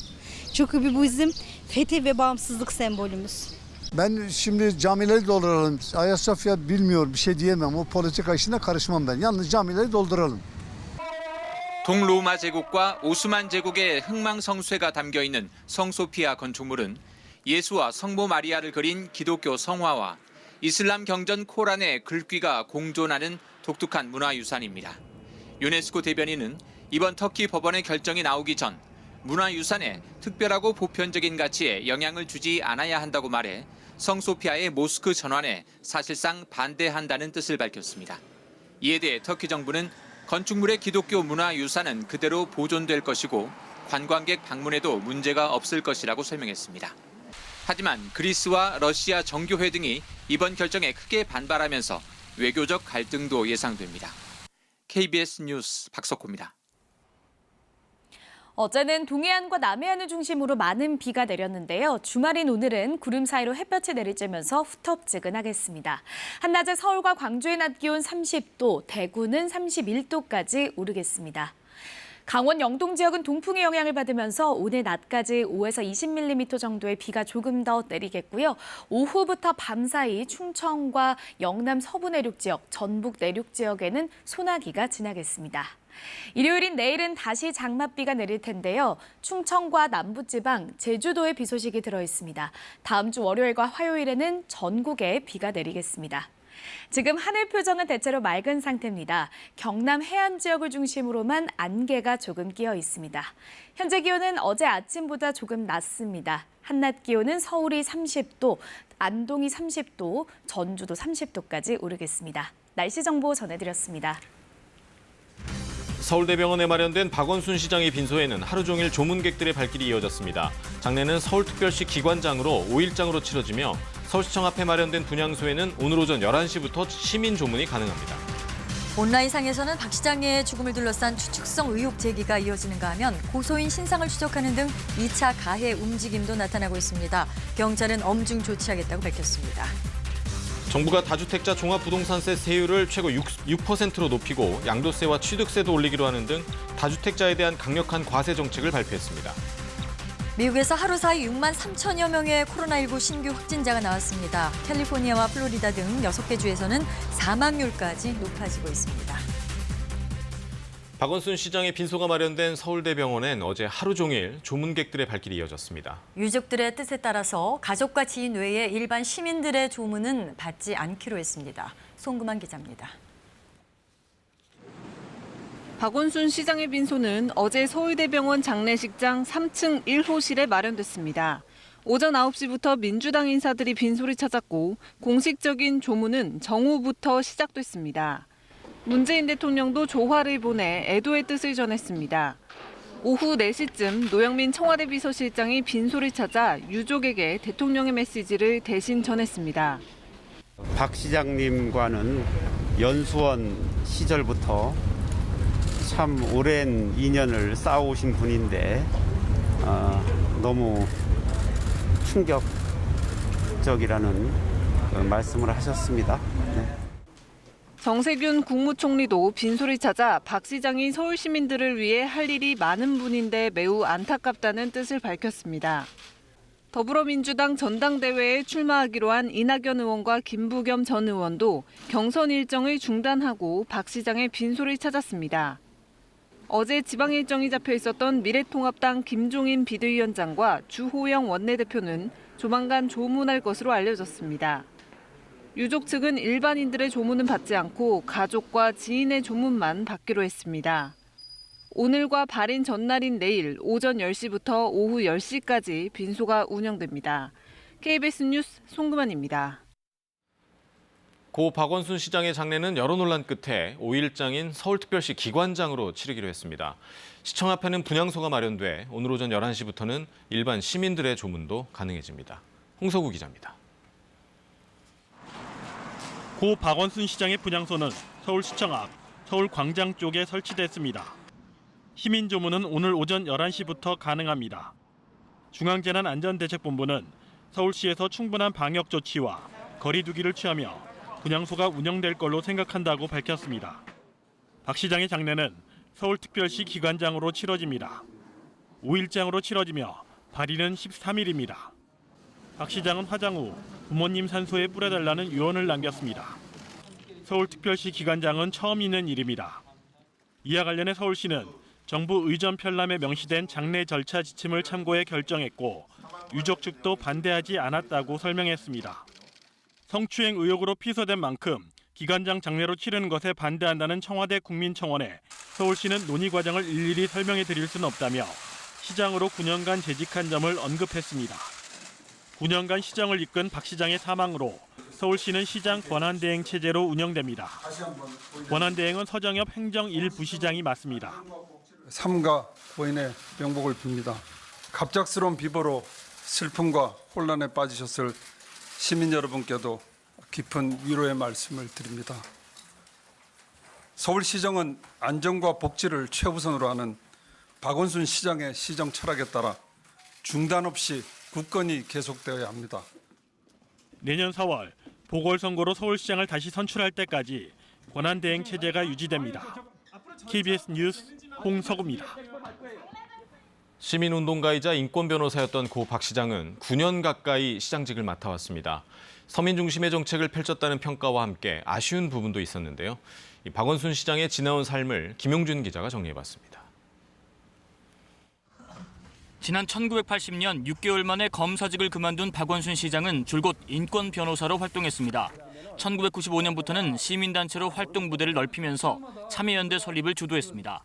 사법개혁과 소액주주운동을 펼쳤고 16대 총선을 앞둔 지난 2000년에는 부패 정치인 낙천운동을 선도했습니다. 이후 아름다운 재단을 설립해 기부 문화를 확산하는 등 사회적 영향력을 키운 박 시장은 지난 2011년 정계 첫 발을 화려하게 내디뎠습니다. 오세훈 서울시장의 사퇴로 치러진 보궐선거에서 당시 안철수 서울대 융합과학기술대학원장의 양보를 받아 무소속 시민 후보로 당선됐습니다. 서울 사람이 행복하다는 말은 시정의 좌표가 될 것입니다. 사람과 복지 중심의 시정이 구현될 것입니다. 오 전 시장의 남은 임기를 넘겨받은 박 시장은 시립대 반값 등록금을 실현하는 등 세세한 부분까지 챙겼고 시민단체 출신 인사들을 서울시에 전진 배치해 시정의 우선순위를 민생으로 바꿨습니다. 이를 바탕으로 2014년엔 정몽준 당시 새누리당 후보를 따돌리고 재선에 성공했습니다. 보여주기식 대규모 토목 사업보단 시민들이 피부로 느낄 수 있는 정책을 선호했던 박 시장은 서울역 고가를 도심공원으로 바꾸고 오래된 공구거리를 시민 문화 공간으로 재탄생시키는 정책 등을 잇따라 내놨습니다. 산업유산을 활용해서 현대인들에게 맞게 하나의 보행 공간으로 확보한다는 것, 또 녹색 공간으로 전환시킨다는 것. 서울시장 3선에 성공한 박 시장은 다시 도시 재생에 집중했습니다. 또 공공자전거 따릉이나 청년수당 등의 정책은 전국으로 확대되는 효과도 나타났습니다. 하지만 지난 2016년 서울 지하철 구의역에서 안전문을 고치다 사망한 비정규직 노동자 김군 사고는 대표적인 과오였고 2018년에 발표한 여의도 용산 개발 마스터 플랜은 주변 집값이 폭등하자 정책을 한 달 만에 철회하기도 했습니다. 최근까지 공공임대주택 확대와 그린벨트 해제 반대 등 왕성한 활동을 펼친 박 시장은 2년 남은 임기를 못 채우고 직을 마감했습니다. KBS 뉴스 김용준입니다. 지금 온라인상엔 고 박원순 시장과 관련해 확인되지 않은 사실들이 퍼지고 있습니다. 또 박 시장을 경찰에 고소한 사람을 비난하고 신상을 추적하는 등 2차 가해도 벌어지고 있는데요. 경찰이 엄중 조치하겠다고 경고했습니다. 이 소식은 박찬 기자입니다. 온라인상에 퍼진 박원순 서울시장에 대한 고소장이란 제목의 글입니다. 박 시장의 전 비서가 성추행을 당했다며 접수한 고소장이라는 겁니다. 징계 여부는 확인되지도 않았는데도 이 글은 SNS를 통해 급속도로 확산됐습니다. 이에 서울시 관계자와 유족 대리인 측은 유족에게 또 다른 고통을 주지 말아달라고 호소했습니다. 고인의 명예가 심각하게 훼손된 것은 물론 가족이나 가뜩이나 충격과 슬픔에 빠진 유족들이 더욱더 큰 고통을 겪고 있습니다. 부디 이런 무책임한 행위를 멈춰 주십시오. 한편 한 온라인 커뮤니티에는 서울시청 비서실 근무자를 일일이 확인하고 있다며 박 시장을 고소한 사람을 찾겠다는 글이 올라왔습니다. 고소인을 색출해 무고죄로 고발하고 신상 공개를 요청하자는 글도 있습니다. 전혀 관계없는 서울시 직원이 당사자로 지목돼 사진까지 퍼지면서 서울시가 해당 직원의 피해가 극심하다며 경찰에 고소장을 접수하기도 했습니다. 여성단체는 성명을 내고 피해자를 비난하는 2차 피해가 확산하고 있다며 피해자와 연대하겠다고 밝혔습니다. 가장 고통스러울 수 있는 분이 피해자 호소인이라고 생각하고요. 이 상황이 본인의 책임 때문이 아니라는 것을 꼭 기억해 주셨으면 좋겠다는 말씀 드리고요. 경찰은 박 시장 사망과 관련해 온라인상에서 사실관계가 확인되지 않은 내용을 유포해 사건 관련자의 명예를 훼손하는 행위에 대해 엄중 조치하겠다고 밝혔습니다. KBS 뉴스 박찬입니다. 미국 내 코로나19 신규 확진자가 어제 하루 또 6만 3천 명이 나왔습니다. 캘리포니아 등 확진자 급증 지역에서는 사망률까지 증가세를 보이고 있습니다. 뉴욕 김철우 특파원입니다. 주차장이 아닙니다. 코로나19 검사를 받기 위해 사람들이 타고 온 차량들이 줄지어 대기하고 있는 겁니다.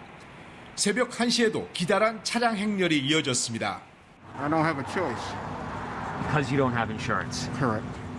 And I'm not going to get on the back of the line like I did last week. 엔진 과열로 차량이 전소됐고 수백 명은 결국 코로나 검사를 받지 못한 채 귀가했습니다. 미국 내 코로나19 재확산 상황의 심각성을 보여주는 단면입니다. 미국 내에서 어제 하루에만도 6만 3천여 명의 신규 확진자가 나왔습니다. New cases now 60,000. It'll be 70,000 by next week and rapidly approaching that 100,000 cases per day. 특히 코로나19 확진자가 급증하고 있는 캘리포니아와 플로리다 등 6개 주에선 사망률까지 증가세를 보였습니다. 그동안 확진자가 증가해도 사망자 수는 감소세를 보이자 트럼프 대통령과 그의 지지자들은 코로나 바이러스의 99%는 완전히 무해하다고 주장했습니다. 이에 대해 파우치 박사는 파이낸셜 타임스와의 인터뷰에서 분명히 그렇지 않다고 말했습니다. 보건 전문가들은 코로나19 신규 확진자 사례보다 사망자의 수치 변화는 몇 주 뒤쳐져 나올 수 있다며 사회적 거리두기와 방역 강화를 촉구했습니다. 뉴욕에서 KBS 뉴스 김철호입니다. 국내에도 코로나19 확산이 여전한 가운데 이번 주말 정규 예배를 제외한 교회 내 모든 모임과 행사, 단체 식사 등이 금지됩니다. 취재 기자를 전화로 연결합니다. 김세희 기자, 교회 모임이나 행사 정확히 언제부터 금지되는 건가요? 네, 어제 오후 6시부터 전국 교회를 대상으로 강화된 방역 조치가 시행됐습니다. 내일 일요일을 맞아 교회에서 예배가 열릴 텐데 정규 예배를 제외한 각종 대면 모임 활동, 행사는 전면 금지됩니다. 교회 자체적으로 진행하는 수련회와 기도회는 물론이고 구역 예배, 성경 공부 모임, 성가대 연습 모임 등도 할 수 없습니다. 교회 안에서 음식을 제공하거나 여러 사람이 모여 단체로 식사하는 것도 금지됩니다. 또 각 교회에선 개인 신상 정보가 담긴 QR코드 기반의 전자 출입 명부 시스템을 도입해 출입자를 체계적으로 관리해야 합니다. 방역 수칙을 제대로 지키지 않으면 300만 원 이하의 벌금을 내야 하고 위반 정도가 심하면 집합 금지 명령 등을 통해 교회 운영 자체가 제한될 수도 있습니다. 네, 이번에는 신규 확진자 현황도 정리해 주시죠. 네, 지역 발생은 22명, 해외 유입도 23명이나 됐습니다. 해외 유입 하루 평균 확진자는 5월에 6명, 6월에 11명이었지만 이달 들어 급증하기 시작해 지난 8일까지 하루 평균 20명으로 집계됐습니다. 국가별로 보면 카자흐스탄과 파키스탄, 방글라데시에서 들어오는 입국자의 확진 비율이 높게 나타났습니다. 이처럼 해외 유입이 늘자 정부가 해외 입국자 관리를 강화하기로 했습니다. 13일부터 방역 강화 대상 국가에서 입국하는 모든 외국인은 입국 시 출발일 기준으로 48시간 이내에 발급된 음성 확인서를 의무적으로 제출하도록 했습니다. 또 방역 강화 대상 국가에서 들어오는 정기 항공편의 좌석 점유율을 60% 이하로 운항하고 해당 국가로 출국하는 경우엔 재입국 허가를 제한하는 조치도 시행됐습니다. 네, 전 세계적으로 치료제와 백신 개발이 활발한데요. 국내에서도 치료제 2건이 새로 임상시험 승인을 받았죠? 네, 지난달 26일 이후 2건의 임상시험이 추가로 승인됐습니다. 현재 국내에서 진행되고 있는 코로나19 치료제, 백신 임상시험은 총 12건이라고 식약처가 밝혔는데요. 치료제가 10건, 백신 2건입니다. 이번에 추가로 승인된 임상은 카모스타트의 코로나19 치료 효과를 확인하는 약물 재창출 시험입니다. 카모스타트는 만성 췌장염과 역류성 식도염 치료에 사용되는 의약품인데 세포 단계 시험에서 코로나19 바이러스의 활성을 억제했고 감염된 G 모델에서 생존율이 개선된 효과를 보였습니다. 지금까지 사회부에서 전해드렸습니다. 네, 또 광주광역시에서는 지난달 말부터 코로나19 확진자가 크게 늘어서 비상인데요. 이번 주말이 분수령이 될 것으로 보입니다. 방역당국은 감염 가능성이 높은 고위험 시설에 집합 금지 명령을 내렸습니다. 김호 기자입니다. 지하에 위치한 광주광역시의 한 장례식장.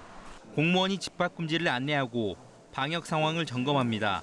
코로나 극복을 위해서 방역당국의 지침을 잘 따르면서 지금 최대한 협조하고 있습니다. 광주시는 지하에 있는 게임장과 오락실, 목욕탕, 장례식장까지 고위험시설로 판단하고 집합금지 행정조치를 내렸습니다. 밀폐, 밀집, 밀접 등 코로나19 감염이 우려되는 이른바 3밀 공간에 대해 내린 강력한 예방조치입니다. 사회적 거리두기 2단계 격상과 함께 실내 50인 이상, 실외 100인 이상 모임과 행사를 전면 금지하고 종교단체를 고위험시설로 지정해 집합 제한했습니다.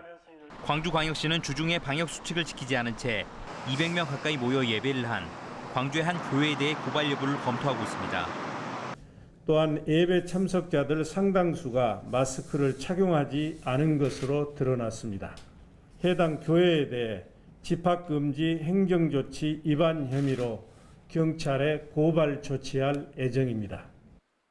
어제부터 전국의 모든 교회에서 정규 예배를 제외한 각종 대면 모임 활동과 행사가 금지됐습니다. 예배 때 마스크 착용도 의무화됐습니다. 광주시 교육청은 학생들의 감염을 막기 위해 모든 초중 고등학교에서 원격 수업 병행을 여름방학 전까지 연장하기로 했습니다. KBS 뉴스 김호입니다. 6.25 전쟁 영웅으로 불리는 백선엽 예비역 대장이 어젯밤 11시쯤 향년 100세로 별세했습니다. 백 장군은 1920년 평남 강서 출생으로 일제강점기에 만주군 소위로 인간해 6.25 전쟁 때 맹활약으로 한국인으로서는 첫 대장에 진급했으며 이후 주중 한국대사와 교통부 장관 등을 지냈습니다. 백 장군은 일제 간도 특설대에서 장교로 복무한 탓에 2009년 친일 반민족행위 명단에 올랐고 현충원 안장 여부도 논란이 됐습니다. 백 장군의 빈소는 서울 아산병원 장례식장으로 발인은 15일 오전 7시, 장지는 국립대전 현충원입니다. 정부가 한 달 만에 또다시 고강도 부동산 대책을 내놨습니다. 핵심은 다주택자들에 대한 강력한 과세인데요. 집을 갖고 있거나 팔 때 또 추가로 살 때 낼 세금이 모두 큰 폭으로 오르게 됩니다. 자세한 내용 먼저 오현태 기자입니다.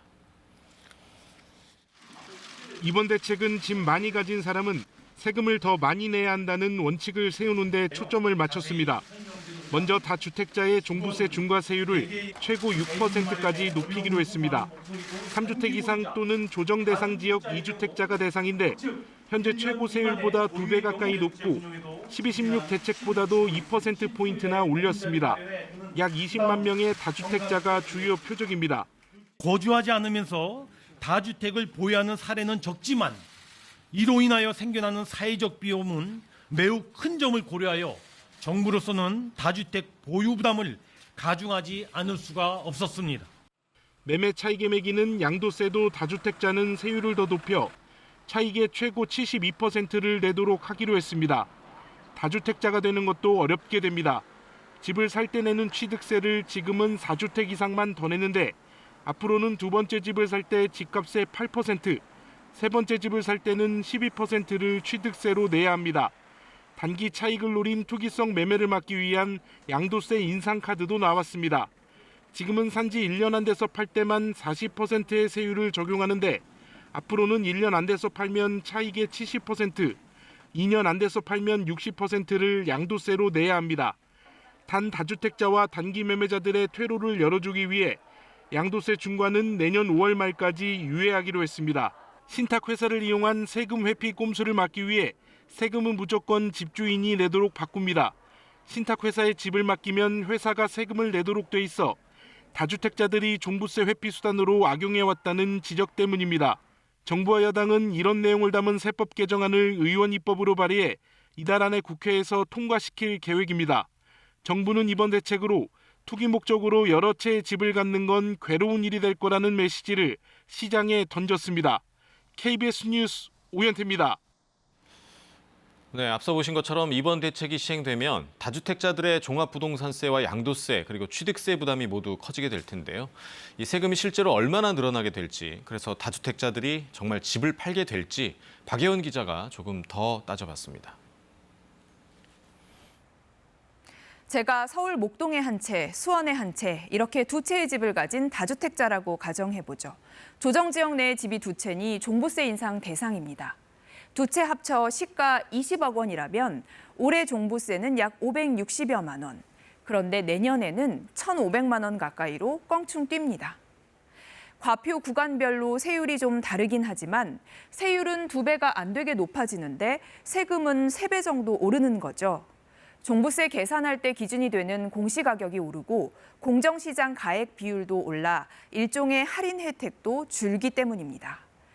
그래서 집값의 합이 30억 원인 다주택자의 종부세는 1,400만 원에서 3,700만 원 정도로 50억 원이면 4,200만 원에서 1억 원가량으로 오르게 됩니다. 여기에 취득세까지 올라 3주택자가 10억 원가량 되는 집을 더 사려면 취득세로만 1억 2천만 원을 내야 합니다. 기존 다주택자들 집 내놓고 다주택자 될 생각도 하지 말라는 얘기입니다.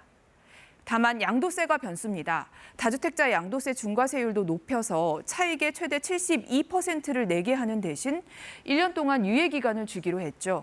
그 전에 팔라는 건데 이미 올려놓은 중과세율은 그대로 적용됩니다. 이대로만 계산해도 집값이 6에서 7억 원 정도 올랐다면 다주택자는 3억 원 정도를 양도세로 내야 합니다. 3억 원을 양도세로 내느니 종부세 올라도 버텨보자. 언젠가 양도세 내려주겠지 기대할 수 있겠죠. 그래서 일부 전문가들은 생각보다 매물이 덜 나올 수도 있다고 예상하기도 합니다.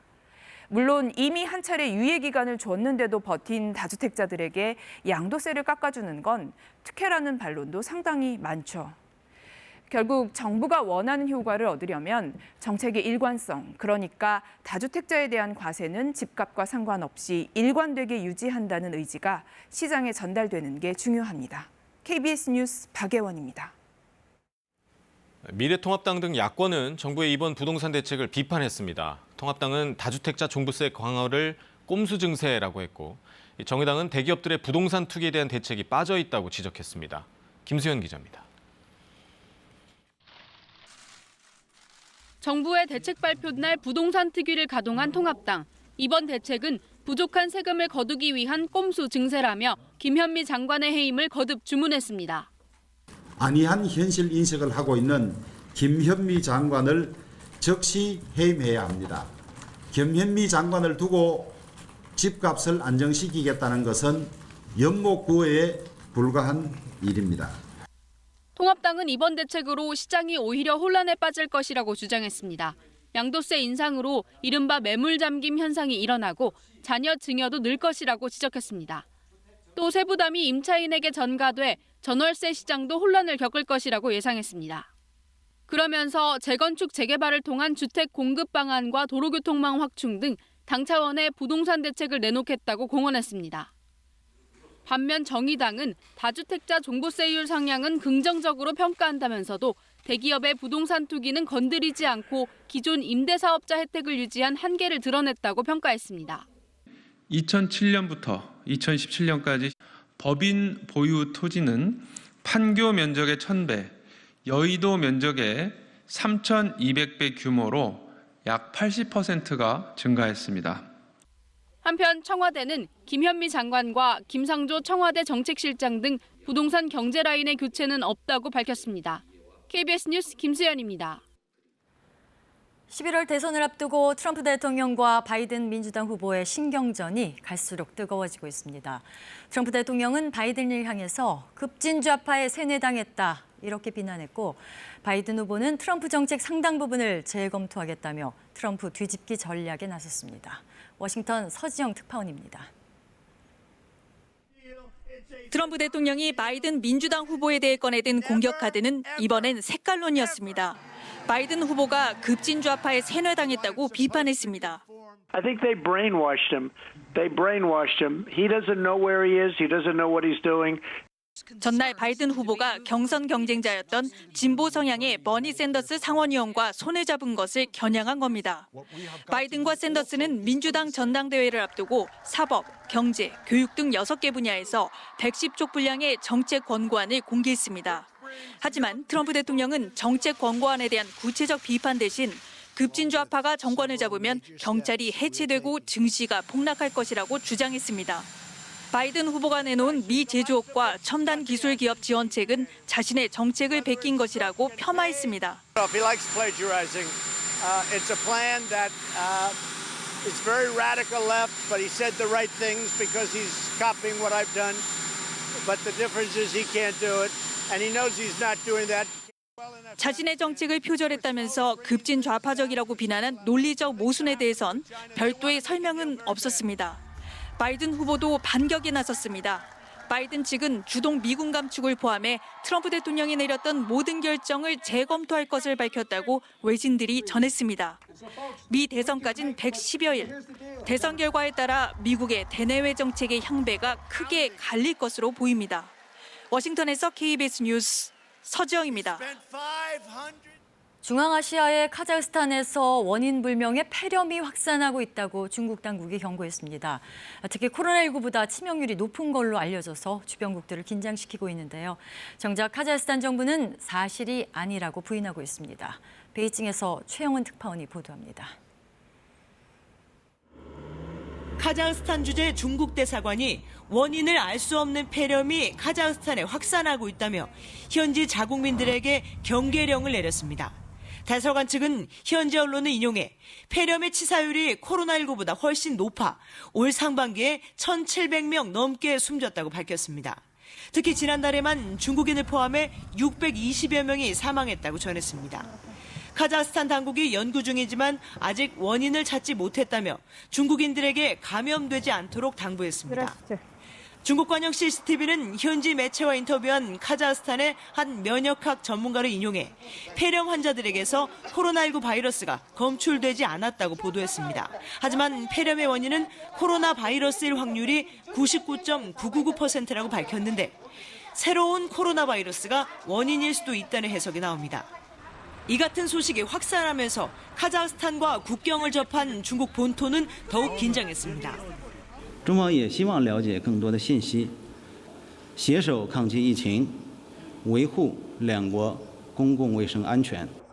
하지만 카자흐스탄 정부는 중국 대사관을 인용한 일부 중국 매체 보도가 가짜뉴스라고 반박했습니다. 코로나19 증상을 보이지만 진단검사를 통해 확진 판정을 받지 않은 폐렴 환자들을 따로 분류한 것으로 이는 다른 나라도 마찬가지라고 주장했습니다. 보건체계가 열악한 카자흐스탄에는 코로나19에 감염됐어도 실제 검사를 못 받고 숨지는 환자가 많은 것으로 전해지고 있습니다. 베이징에서 KBS 뉴스 최영은입니다. 국정농단 사건 등으로 재판에 넘겨진 박근혜 전 대통령에 대한 파기환송심 선고가 내려졌습니다. 형량을 다 합치면 징역 20년인데 강요 혐의 대부분에 대해서 무죄가 선고되면서 항소심에서 선고된 형량보다 10년이나 줄었습니다. 최유경 기자가 보도합니다. 이른바 국정농단 사건과 국정원 특수활동비 수수 사건으로 법원의 4번째 판단을 받게 된 박근혜 전 대통령. 서울고법은 박 전 대통령의 파기환송심에서 징역 20년을 선고했습니다. 앞서 대법원은 대통령 재직 당시 뇌물죄에 대해선 공직선거법에 따라 별도로 선고해달라며 사건을 돌려보냈습니다. 재판부는 이에 따라 삼성과 롯데, SK로부터 뇌물을 받고 이병호 전 국정원장에게 2억 원을 받은 혐의에 대해선 특가법상 뇌물죄를 적용해 징역 15년에 벌금 180억 원을 선고했습니다. 나머지 국정원 특활비를 챙긴 국고손실 혐의 등에 대해선 따로 징역 5년을 선고하고 35억 원 추징도 명령했습니다. 파기환송 전 항소심 재판부는 합쳐서 징역 30년을 선고했었는데 10년이 감형된 셈입니다. 형량이 줄어든 건 대기업과 문학의 블랙리스트 관련 강요죄가 대부분 무죄로 뒤집힌 결과입니다. 최서원 씨 국정농단 사건에서 대법원이 일부 강요 혐의에 대해 무죄 취지로 판단했던 점이 고려된 것으로 보입니다. 재판부는 미르케이 스포츠재단, 현대차, 포스코, KT 등에 대한 박 전 대통령의 강요 혐의에 대해 직권으로 무죄를 선고했습니다. 노태강 당시 문체부 체육국장 등에게 사직을 요구하고 영화와 도서 관련 지원을 배제한 강요 혐의도 무죄 판단이 내려졌습니다. 재판부는 또 박 전 대통령이 이 사건으로 얻은 개인적 이익은 별로 없는 점, 고령인 점 등을 유리하게 참작했다고 밝혔습니다. 다만 박 전 대통령이 헌법상 책무를 다하지 못해 국민 전체가 분열과 갈등을 겪었고 그 후유증과 상처가 여전해 중형은 불가피하다고 지적했습니다. KBS 뉴스 최희경입니다. 어제는 전국에 장맛비가 내렸는데요. 주말인 오늘은 구름 사이로 햇살이 내리쬐면서 후텁지근한 날씨가 이어지겠습니다. 서울과 광주의 낮 기온이 30도, 대구 31도까지 오르면서 어제보다 2, 3도가량 기온이 높겠습니다. 강원 영동 지역은 동풍이 불어들면서 오늘 낮까지 5에서 20mm 정도의 비가 조금 더 내리다 그치겠고요. 오후부터 밤 사이 대기가 불안정해지는 내륙 지역을 중심으로는 5에서 40mm 정도의 비가 내리겠습니다. 일요일인 내일부터는 다시 장마전선의 영향을 받겠습니다. 제주도와 남부지방, 충청에 비가 내리겠고요. 다음 주 월요일과 화요일에는 전국에 비 소식이 들어있습니다. 지금 전국의 하늘 표정은 대체로 맑습니다. 경남 해안 지역을 중심으로 안개가 조금 끼어 있는데요. 이 안개는 햇살을 비추면서 빠르게 거치겠습니다. 현재 기온 살펴보겠습니다. 어제 아침보다 기온이 조금 낮습니다. 서울이 22.7도, 대구 24.5도 가리키고 있는데요. 낮 동안에는 기온이 더 올라서 서울이 30도, 원주가 30도 예상되고 전주도 30도까지 오르겠습니다. 동풍이 불어드는 동해안 지역은 강릉이 23도에 머물면서 비교적 선선하겠습니다. 바다의 물결은 동해상에서 최고 4m까지 거세게 일겠고요. 제주 해상에서도 최고 3m까지 물결이 높게 일겠습니다. 다음 주 화요일까지는 전국에 비가 내리다가 수요일과 목요일, 금요일에는 대체로 맑은 날씨가 이어지겠습니다. 금요일부터는 다시 제주도에 장맛비가 시작되면서 이후에 또다시 비 소식이 들어 있습니다. 날씨 전해드렸습니다. 한 고등학교 교사가 학교 화장실에 카메라를 설치해 촬영한 사실이 드러나 충격을 주고 있는데요. 압수한 동영상엔 다른 장소에서 찍은 것들도 있어서 이 교사가 속한 동호회나 전임 근무지에 추가 피해가 우려되고 있습니다. 배수영 기자입니다. 학교 여자 화장실에서 불법 동영상을 촬영한 김해 한 고등학교 현직 교사 A씨가 지난 2월까지 근무했던 학생 수련원입니다. 1년에 수천 명의 학생과 교직원이 이용하는 시설로 A씨는 이곳에서 2년을 근무했습니다. 경찰이 확보한 불법 동영상에는 샤워하는 장면이 포함돼 이곳을 이용한 학생과 교직원들로선 불안에 떨 수밖에 없습니다. A씨가 이 수련원에 발령받기 전 근무했던 다른 고등학교도 상황은 마찬가지입니다. 당시 A씨의 담당은 기숙사를 감독하는 사감 업무. 기숙사 샤워실에서 불법 동영상을 촬영하지 않았을지 학교 측의 걱정이 이만저만이 아닙니다. 그건 하고 우리도 곧 다음 주인가 계획이 되어 있는 걸 알고 있습니다. 2주 전에 가건 했다는데. 그럼 저희한테는 아무것도 이야기 저는 A 교사가 사회관계망을 통해 지난 2년 동안 활동했던 동호회도 비상이 걸렸습니다. 전국 유명 8개 대회에 꾸준히 참가한 전력이 있어 샤워실 장면이 포함됐다는 소식에 추가 피해를 걱정하고 있습니다. 우리 하는 사람들 있긴 있겠네. 그게 좀 허술하거든. 텐트 안에 그냥 탈의실이 있으니까 그런 거 신경 써서 하는 거 없죠. 예. 경찰은 디지털 포렌식 수사가 끝나면 A씨의 불법 동영상이 인터넷을 통해 외부로 유출됐는지 여부도 수사할 예정입니다. KBS 뉴스 배수영입니다. 코로나19 여파로 헌혈이 크게 줄자 정부가 긴급 재난 문자까지 보내기도 했는데요. 이후에 여러 기관과 단체가 헌혈에 나섰지만 아직도 적정 보유량엔 미치지 못하고 있다고 합니다. 이 자칫 헌혈 부족 사태가 장기화하는 것 아니냐 걱정이 많습니다. 송국회 기자입니다. 한 대학병원 혈액실입니다. 위급한 환자 수술에 필요한 혈액 보관함이 4분의 3가량 텅 비었습니다. 이 병원은 최근 5달 넘게 사흘치 혈액만 근근히 확보하고 있습니다. 우선순위가 낮은 수술 환자분들 같은 경우는 예정일을 좀 미뤄서 기다리거나 하는 상황들이 발생하기도 하였습니다. 정부가 지난 5월 국민들에게 헌혈을 독려하는 문자까지 보낼 정도로 혈액 보유량은 코로나19 여파로 급감했습니다. 실제 코로나19가 확산한 올 초부터 최근까지 전국의 단체 헌혈 건수는 지난해 같은 기간보다 9만 2천여 건이나 줄었습니다. 개인 헌혈까지 모두 11만 9천여 건이 감소했습니다. 특히 온라인 계약 등의 여파로 전체 헌혈 인구의 43%를 차지하는 고등학생과 대학생 단체 헌혈이 저조합니다. 코로나19로 인해 혈액 수급이 많이 어렵습니다. 많은 분들의 헌혈 참여를 부탁드리겠습니다. 상황이 이렇자 공공기관과 기업, 봉사단체, 프로 운동선수단까지 단체 릴레이 헌혈에 나서고 있지만 아직 역부족입니다. 저희가 조금이나마 도움이 될 수 있는 게 뭔가 생각을 해서 다 같이 헌혈 행사에 참여하게 됐습니다. 코로나19 여파로 수개월째 혈액 부족에 시달리고 있는 의료진은 장기적인 수급 안정화 대책이 필요하다고 강조합니다. KBS 뉴스 송국혜입니다. 고 최숙현 선수를 비롯해 선수들에게 상습적으로 가혹행위를 저지른 혐의를 받는 팀닥터 안모 씨가 경찰에 체포됐습니다. 경찰의 수사가 속도를 내면서 국회 차원의 청문회도 조만간 열릴 것으로 전망됩니다. 이지은 기자입니다. 고 최숙현 선수 사건의 핵심 인물로 지목된 팀닥터 안모 씨가 어제 체포됐습니다. 경북지방경찰청은 안 씨를 폭행과 불법 의료 행위 등의 혐의로 대구 주거지에서 체포하고 압수수색을 벌였다고 밝혔습니다.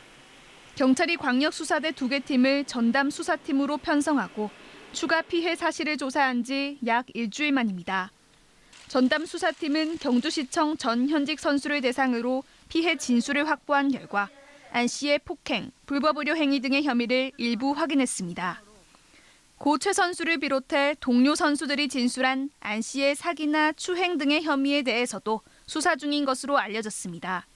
사실에 기초한 혐의들에 대해서 수사를 진행하고 이 부가적으로 이제 더 정황을 분석하고 해서 혐의와 연결되는 부분들을 정리하고. 경찰 수사가 속도를 내면서 최 선수 사건의 초동 수사를 담당한 경주경찰서 등 경찰을 대상으로 한 국회 차원의 청문회도 조만간 열릴 것으로 전망됩니다. 7월 20일 날 잡혔다고 그러대요. 경주서장은 증인으로 채택이 됐거든요. 그런데 수사 중인 사항은 그 증언에 관한 법률에 봐도 그 이야기가 하나도. 경찰은 안 씨에 대해 조만간 구속영장을 신청하고 관련자들에 대한 추가 조사를 이어간다는 방침입니다. 최 선수 사건을 수사 중인 검찰도 경찰과 공조체계를 구축해 수사에 속도를 내는 한편 기소 전이라도 공익에 따라 수사 상황을 일부 공개할 방침입니다. KBS 뉴스 이진입니다. 전기차 테슬라의 안전을 짚어보는 연속 보도. 오늘은 제동 부분입니다. 해외에서는 달리던 테슬라 차량이 앞에 물체가 있는데도 속도를 줄이지 않아 추돌하는 사고가 잇따랐는데요. KBS 시사기획창 제작진이 직접 실험해 보니 일부 조건에서 테슬라의 운전 보조 기능이 제대로 작동되지 않는 현상이 확인됐습니다. 최창봉 기자입니다. 타이완의 한 고속도로. 테슬라 차량이 전복돼 있던 흰색 트럭을 그대로 들이받습니다. 전방에 물체가 있는데도 운전 보조 기능, 오토파일럿으로 가던 차량이 멈추지 않은 겁니다. 앞서 미국에서도 비슷한 종류의 사고로 2명이 목숨을 잃었습니다. 테슬라 차량이 주행 중에 물체를 제대로 인식하는지 직접 확인해봤습니다. 고속도로와 똑같은 환경을 갖춘 주행 시험장에서 전문가들의 도움을 받아 실험을 진행했습니다. 시속 40km, 구조물에 가까워지자 차량이 스스로 속도를 줄여 멈춥니다. 지금 이게 동작한 건지 동작한 것 같긴 하거든요.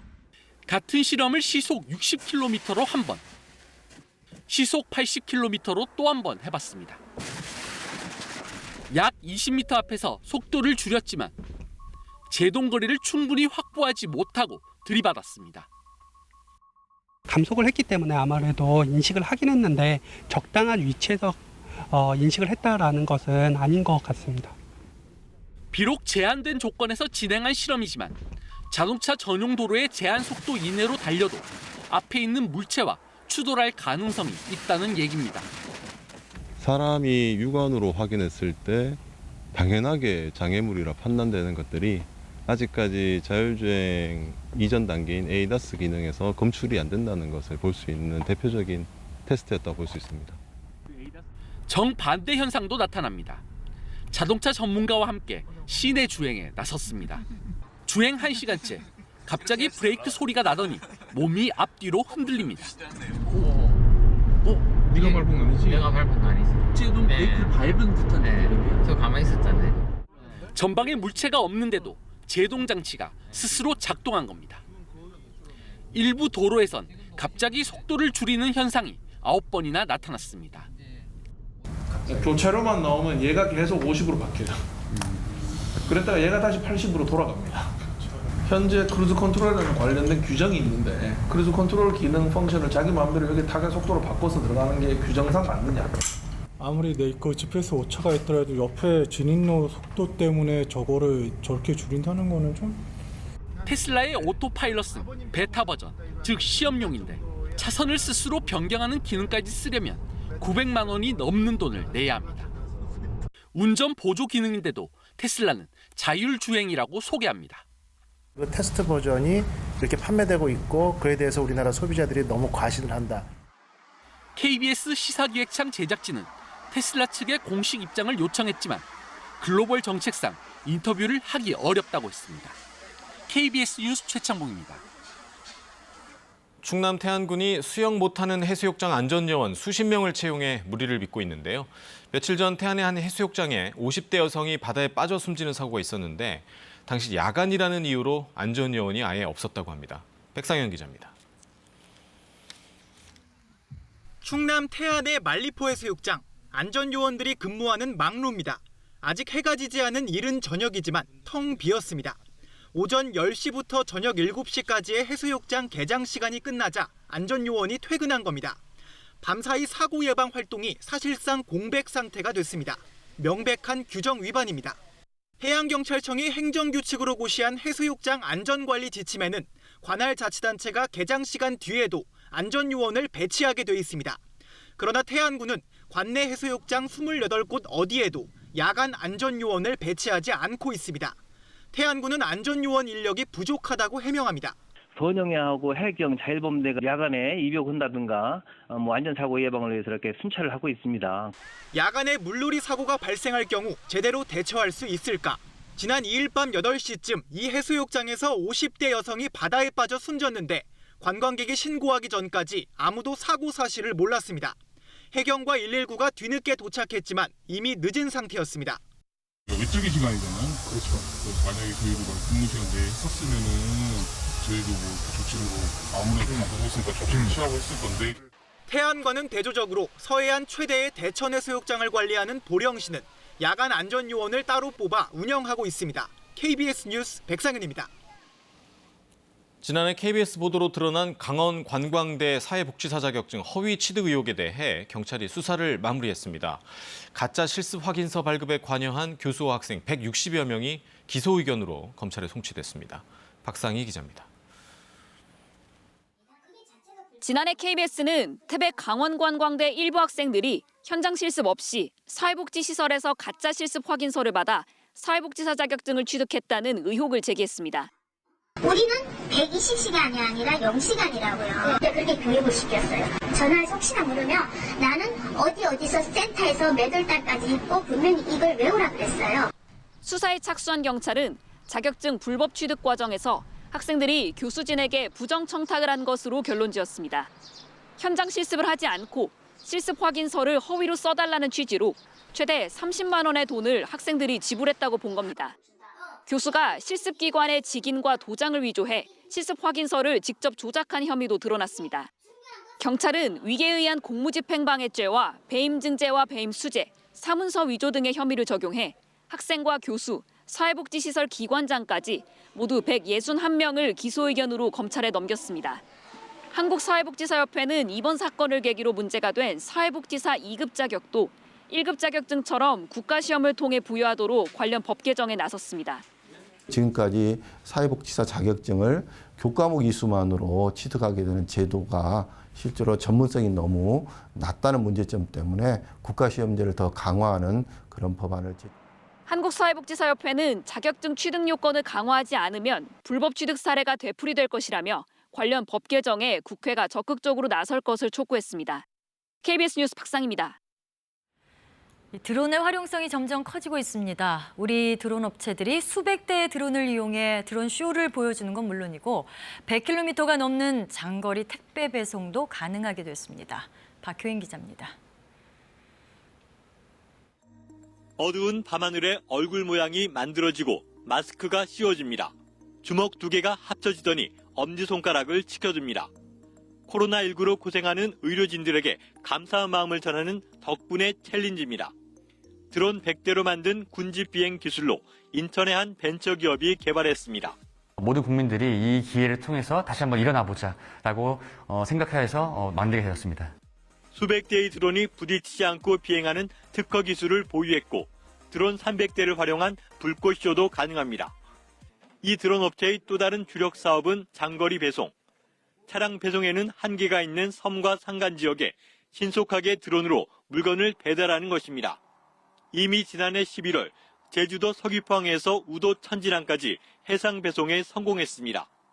비행 시간은 1시간 56분, 비행 거리는 57.5km로 국내 최고 기록입니다. 이 업체는 인천시 인천항만공사와 협약을 맺고 오는 11월에는 서해 2섬에 화물을 동시에 배송할 계획입니다. 섬에는 배가 꼭 가야지 물류 전송할 수 있지만 저희는 배로 가지 않고 드론으로 물류 전송할 수 있는 그런 시스템을 만들고자 합니다. 아마존에 필적할 세계적인 드론 배송 기술이 우리 벤처기업인들의 손에서 꼽힐 날이 멀지 않아 보입니다. KBS 뉴스 박효인입니다. 네, 이 시각 교통 상황 살펴보겠습니다. 한국도로공사입니다.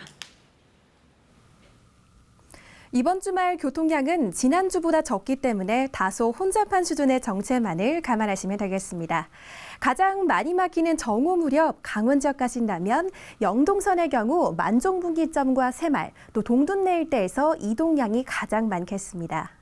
지금 고속도로 상황 알아보겠습니다. 25번 고속도로 천안 방면으로 앞서 탄천 일대 사고가 있었는데 지금은 모두 처리 작업 마무리되면서 여유 있게 지나실 수 있겠고요. 동과 설을 잇는 노선들은 경기권 중심으로 이동량이 많아집니다. 강릉 방면으로 영동 고속도로의 경우 마성터널과 양지터널 사이, 또 60번 고속도로 양양 방면은 초입 구간부터 남양주요금소 지날 때까지 혼잡하고요. 광주 원주간 고속도로 역시 지방 방면으로 초입 구간인 초월터널 부근 이동량이 늘면서 2km 구간 브레이크 밟습니다. 한국도로공사 교통방송이었습니다.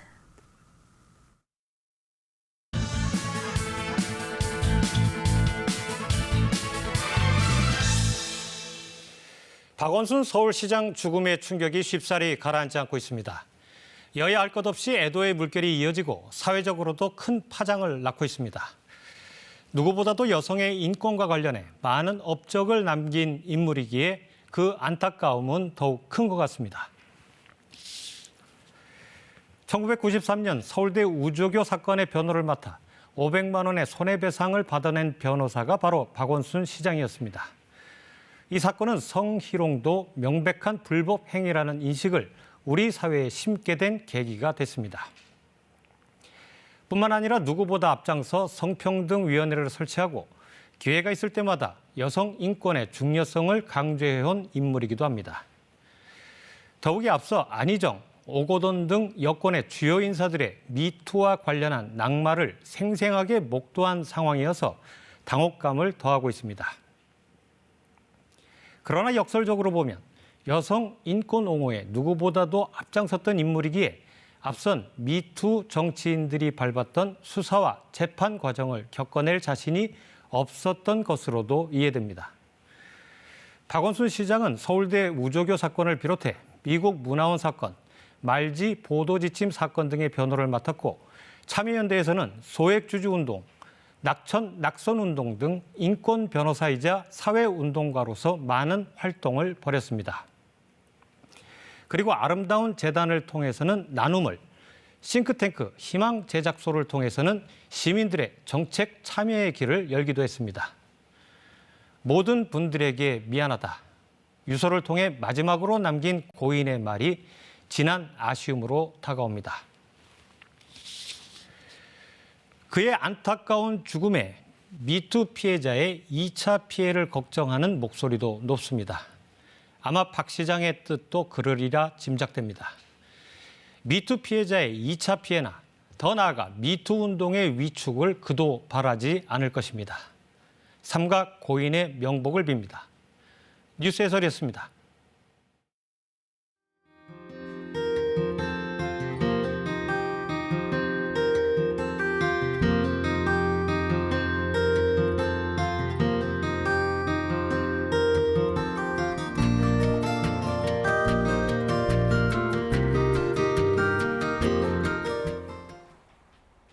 오늘은 구름 사이로 햇볕이 내리쬐면서 한낮에 후텁지근하겠습니다. 서울과 광주의 낮 기온이 30도, 대구는 31도로 어제보다 2, 3도가량 기온이 높겠는데요. 강원 영동 지역은 낮까지 5에서 20mm 정도의 비가 내리다가 점차 그치겠고요. 내륙 지역을 중심으로는 오후부터 밤 사이 5에서 40mm 정도의 소나기가 지나겠습니다. 40mm 정도면 비의 양이 꽤 많기 때문에 오후에 나가시는 분들은 작은 우산 챙기셔야겠습니다. 일요일인 내일부터는 다시 장마 전선의 영향을 받겠습니다. 제주도와 남부지방, 충청 지역에 비가 내리겠고요. 다음 주 월요일과 화요일에는 전국에 비 소식이 들어 있습니다. 지금 하늘 표정은 대체로 맑습니다. 경남 해안 지역을 중심으로 옅은 안개가 끼어 있습니다. 현재 기온은 어제 아침보다 조금 낮은데요. 서울이 22.7도, 광주 22.6도 가리키고 있습니다. 한낮에는 서울과 청주, 광주 30도까지 오르겠고 동해안 지역은 비교적 선선하겠습니다. 날씨 전해드렸습니다. 토요일 아침 뉴스광장 마치겠습니다. 시청해주신 여러분 고맙습니다.